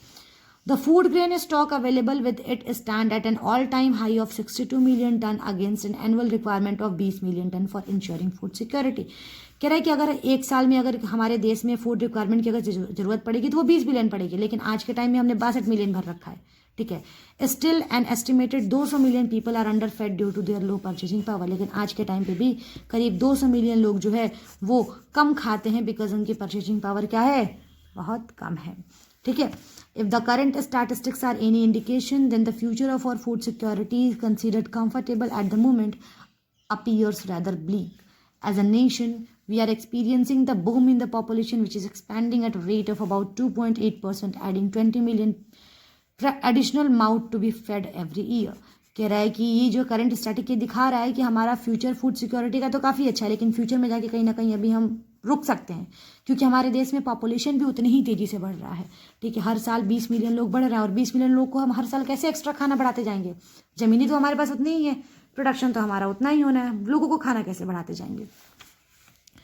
On the other hand, our agricultural production, after achieving a growth rate of about 2.2%, has started showing signs of stagnation. कह रहे हैं कि जो हमारा एग्रीकल्चरल प्रोडक्शन है, जिसका ग्रोथ रेट 2.2% है, उसने क्या कर रखा है? स्टैग्नेशन के साइंस दिखाने शुरू कर दिए, रुकावट के, मतलब अब हमारा एग्रीकल्चरल प्रोडक्शन इतना अच्छे से नहीं हो पा रहा है। In spite of a successful green revolution in the past and having created the largest pool of the scientific man power, और agriculture productivity is still rated amongst the lowest in the world. कह रहा है कि भले ही हमारे यहाँ green revolution हुआ हो, हमारे पास इतनी ज़्यादा लेबर हो, लेकिन आज भी हमारी जो एग्रीकल्चरल प्रोडक्टिविटी है वो इतनी अच्छी नहीं है। चलिए अब चलते हैं अपने नेक्स्ट टॉपिक पे 15 से। चलिए, तो अब हमारा जो नेक्स्ट टॉपिक है वो है need for preservation of food grains. Food grains को प्रिजर्व करने की ज़रूरत क्यों पड़ती है? ठीक है, India is also known for its very high post-harvest losses largely because of the climatic factors and poor handling and management of the agricultural produce. कह रहा है इंडिया, जिसको किस वजह से जाना जाता है? बहुत ही खराब। देखा होगा कि हर साल जो है इंडिया में लॉसेज हो जाते हैं, बहुत ज़्यादा फसल खराब हो जाती है, क्योंकि हमारे यहाँ का क्लाइमेटिक फैक्टर जो है वो काफ़ी ज़्यादा ख़राब हो चुका है, और हमारे यहाँ कोई ऐसा अच्छा खासा मैनेजमेंट तो है नहीं कि जिससे हम अपने फसल को बचा सकें। The ways and the means for boosting food output have been deliberated on the national and the global level for the food security. However, conservation and preservation of food has received scant attention in the overall food security agenda. तो ये कह रहा है कि इसको boost करने के लिए, एग्रीकल्चरल प्रोड्यूस को बूस्ट करने के लिए काफ़ी ज़्यादा तरीके सुझाए गए हैं, लेकिन आज हम अपने फूड को कंजर्व करना और इसको प्रिजर्व करना जो है अब हमारा ये नेशनल एजेंडा बन चुका है। ठीक है, with the increasing population, low productivity, diminishing arable land and expensive input, the country can hardly afford to waste what is produced. कह रहा है कि बढ़ते हुए पॉपुलेशन के साथ, कम प्रोडक्टिविटी के साथ, ठीक है, घटते हुए लैंड, हमारे देख रहे हो हमारे यहाँ जो अनाज उगाने वाले जो लैंड है वो खत्म हो जा रहे हैं, क्योंकि हमारे यहाँ फर्टिलिटी खत्म हो जा रही है और ज़मीन बंजर होते जा रहे हैं प्लास्टिक वगैरह की वजह से। ठीक है, इसकी वजह से जो है आज के टाइम में क्या है, इसको एक तरीके से सही तरीके से प्रोड्यूस करना भी काफ़ी कम होते जा रहा है, क्योंकि भैया उतना एक प्रोड्यूस नहीं हो पा रहा है, और जो प्रोड्यूस भी हो रहा है वो उतना बच नहीं पा रहा है। Thus it is vital to complement agricultural productivity with the adequate post harvest food preservation technology. कह रहा है इसीलिए हमें क्या करना पड़ेगा, एक सही तरीके से जो है प्रोडक्टिविटी को बढ़ानी पड़ेगी, और ताकि हमें कोई ऐसी टेक्नोलॉजी भी लानी पड़ेगी कि हम सही तरीके से फूड को प्रिजर्व करके बचा के रख सकें। Then there is a question of food safety. तो एक क्वेश्चन आता है फूड सेफ्टी का। This is primarily because of the poverty. ये किसकी वजह से होता है? गरीबी की वजह से। Ignorance and indifference of the people to the basic principles of hygiene and sanitation. और एक और चीज से भी है, क्या है? हाइजीन, ठीक है, और sanitation. Poor handling and storage under tropical and subtropical condition favour microbial contamination and growth in the food and render it unsafe. देखिए कभी कभी जो है अगर आप फूड सिक्योरिटी को बहुत गंदे तरीके से रखते हैं, फूड सिक्योरिटी अगर आप बहुत गंदे तरीके से करते हैं, फूड्स वगैरह को बहुत अनहाइजीनिक कंडीशन पे कभी कभी आप रख देते हैं, तो देखते हो उसमें बहुत गंदी गंदी चीज़ें पड़ जाती है, खराब हो जाते हैं, बैक्टीरिया लग जाते हैं, ठीक है, तो कहीं ना कहीं फंगाई ये सब चीज़ें लग जाती है, फंगस लग जाता है। तो फूड सिक्योरिटी करना भी बहुत ज़्यादा कहीं ना कहीं जो है एक तरीके से खतरनाक काम भी है, क्योंकि उसको हम सही जगह पे नहीं भी रखें, अगर थोड़ा सा भी सही जगह पे नहीं रहा, फेवरेबल कंडीशन में नहीं रहा, तो फूड खराब भी हो सकते हैं, ठीक है। Providing safe and nutritious food in adequate amount to rapidly expanding population is a challenging task. कह रहा है कि एक सेफ और न्यूट्रिशियस फूड प्रोवाइड करना बढ़ते हुए पॉपुलेशन को काफ़ी एक चैलेंजिंग टास्क है, ठीक है, हर देश के लिए, जितनी भी देश हैं हर देश के लिए जो है, पूरे वर्ल्ड में जितने देश हैं हर देश के लिए बहुत ही ऑब्वियस सी बात है, बहुत ज़्यादा चैलेंजिंग टास्क है। और स्पेशली कौन से देशों के लिए? जो डेवलप्ड कंट्रीज हैं उनके लिए। The limitations of arable land coupled with increasing conversion of such land for industrial and urban dwelling activities have contributed further to widen the gap between food requirement and food production. कह रहा है जो arable land की जो limitations है, मतलब कोई ऐसे लैंड नहीं है जहाँ पे हम लोग एग्रीकल्चर वगैरह कर सके, और इसके साथ साथ जितनी भी लैंड है उनका इंडस्ट्रियल या फिर शहरीकरण के लिए यूज़ किया जा रहा है, इंडस्ट्री पर्पज बनाने के लिए यूज़ किया जा रहा है, तो कहीं ना कहीं एक तरीके से ये गैप क्रिएट कर दे रहा है कि फूड प्रोडक्शन हो कितना रहा है और फूड की एक्चुअल रिक्वायरमेंट कितनी है, इसके बीच में गैप हो जा रहा है कि नहीं हो जा रहा है, ज़मीन ही कम पड़ रहे हैं, आप बनाएंगे क्या। On way of bridging this gap is by conserving what is produced by preventing or reducing post-harvest food spoils. हम ये कर सकते हैं, इसको इस गैप को भरने के लिए हम ये कर सकते हैं कि एक तो जो बन चुका है, जो प्रोड्यूस हो चुका है, उसको कंजर्व करें, और दूसरा हम क्या करें कि फूड को खराब होने से बचाएं। चलिए, उसके बाद है हमारे पास role of cooperatives in food security. Cooperatives का क्या रोल है हमारे फूड सिक्योरिटी में, इसके बारे में बात करते हैं। ठीक है, the cooperatives are also playing an important role in food security in India. Cooperatives का भी काफ़ी अच्छा खासा रोल है फूड सिक्योरिटी के इंपॉर्टेंट रोल प्ले करने का। ठीक है, the cooperative society set up shops to sell low price goods to the poor people. जो कोऑपरेटिव सोसाइटी होती है वो क्या करती हैं, शॉप्स वगैरह सेटअप करती हैं ताकि वो कम दाम में लोगों को, गरीब लोगों को जो है जो गुड्स वगैरह हैं उसको बेच सके। For example, out of all fair shops running in Tamil Nadu around 94% are being run by the cooperatives. Tamil Nadu की अगर बात करें तो जितने भी ये जो फेयर शॉप की दुकानें खुली है ना, उसमें से 94% दुकान जो है कौन रन करता है, कोऑपरेटिव्स रन करती हैं। वो बहुत ही कम दामों में जो है सामान प्रोवाइड करती हैं गरीब लोगों को। ठीक है, इन Delhi Mother Dairy is making strides in provision of milk and vegetables to the consumers at controlled rate decided by the government of Delhi. देखो, मदर डेयरी ने क्या काम कर रखा है कि दिल्ली में जो लोग जिनको मिल्क वगैरह की ज़रूरत है, वेजिटेबल की ज़रूरत है, उसको बहुत ही नॉर्मल रेट में, जितना कि दिल्ली गवर्नमेंट ने डिसाइड किया उस रेट में जो है वो प्रोवाइड करती हैं लोगों को। ठीक है, Amul is the another success story of the cooperatives in milk and milk products from the Gujarat. Amul भी एक सक्सेसफुल स्टोरी है। ठीक है, कोऑपरेटिव का ही हिस्सा था अमूल ना। It has brought about the white revolution in the country. इसने जो है देश में वाइट रिवॉल्यूशन लेके आए, दुग्ध क्रांति जिसको कहते हैं, white revolution. There are a few examples of many more cooperative running in the different parts of the country, ensuring food security of the different sections of society. कह रहे हैं कि और भी ऐसे बहुत सारे एग्जाम्पल्स हैं हमारे हिसाब से, बहुत सारी चीज़ें हैं जिसने जो है काफ़ी अच्छा रोल प्ले किया है फूड सिक्योरिटी को इम्प्रूव करने के लिए। ठीक है, सिमिलरली इन महाराष्ट्र की बात करें तो academy of development science ADS, इसने क्या कर रखा है, बहुत सारे NGO को सेटअप कर रखा है। ठीक है, ग्रेन बैंक, ठीक है, अनाज बैंक जो है सेटअप कर रखे हैं। ADS organises training and capacity building programmes on food security for NGOs। अब ये ADS का एकेडमी ऑफ डेवलपमेंट साइंस, इसने क्या कर रखा है, बहुत सारी, ये क्या करते हैं, बहुत सारी ट्रेनिंग देते हैं, बहुत प्रोग्राम चलाते हैं। ठीक है, क्या करने के लिए, NGOs के फूड सिक्योरिटी पे हाथ आने के लिए। Grain banks are now slowly taking shape in different parts of Maharashtra. और महाराष्ट्र के बहुत सारे डिफरेंट पार्ट्स में जो है ग्रेन बैंक, जो अनाज बैंक है, वो काफ़ी तेज़ी से जो है शेप अपना ले रहा है, काफ़ी तेज़ी से ये बढ़ रहा है। क्यों? क्योंकि ग्रेन बैंक में, अनाज बैंक में क्या होता है, अनाज जाके जमा हो जाता है, जिसको रिक्वायरमेंट होती है वो जाके लेता है। ठीक है, ADS efforts to set up grain banks to facilitate replication through other NGOs and to influence the government policies on food security are thus paying rich dividends. The ADS Green Bank program is acknowledged as successful and innovative food security intervention. कह रहे जो green bank है ना, वो कहीं ना कहीं जो है वो लोगों के लिए जो है काफ़ी ज़्यादा हेल्पफुल रह रहा है। और जो ADS है, एकेडमिक ऑफ डेवलपमेंट साइंस है, ये चाह रहा है कि जितने भी NGO है ना, उनके माध्यम से वो ग्रेन बैंक को, अनाज बैंक को खुलवाए। अनाज बैंक से क्या होगा कि सबको जो है एक काफ़ी अच्छा जो है बहुत ही कम प्राइस में, लोअर प्राइस में अनाज जो है उनको मिल जाएंगी। बात समझ में आ रही, जिनको इंपॉर्टेंट है, जिनकी रिक्वायरमेंट है। और NGO से बेटर ऑप्शन नहीं हो सकता है, क्योंकि NGO जो है वो सोशल सर्विस के लिए ही काम करते हैं, प्रॉफिट मोटिव के लिए काम नहीं करते हैं। तो अब हमारा ये हो रहा है चैप्टर ख़त्म। अब इसके बाद हम लोग मिलेंगे अपने नेक्स्ट चैप्टर में। बस तब तक के लिए थैंक यू सो मच।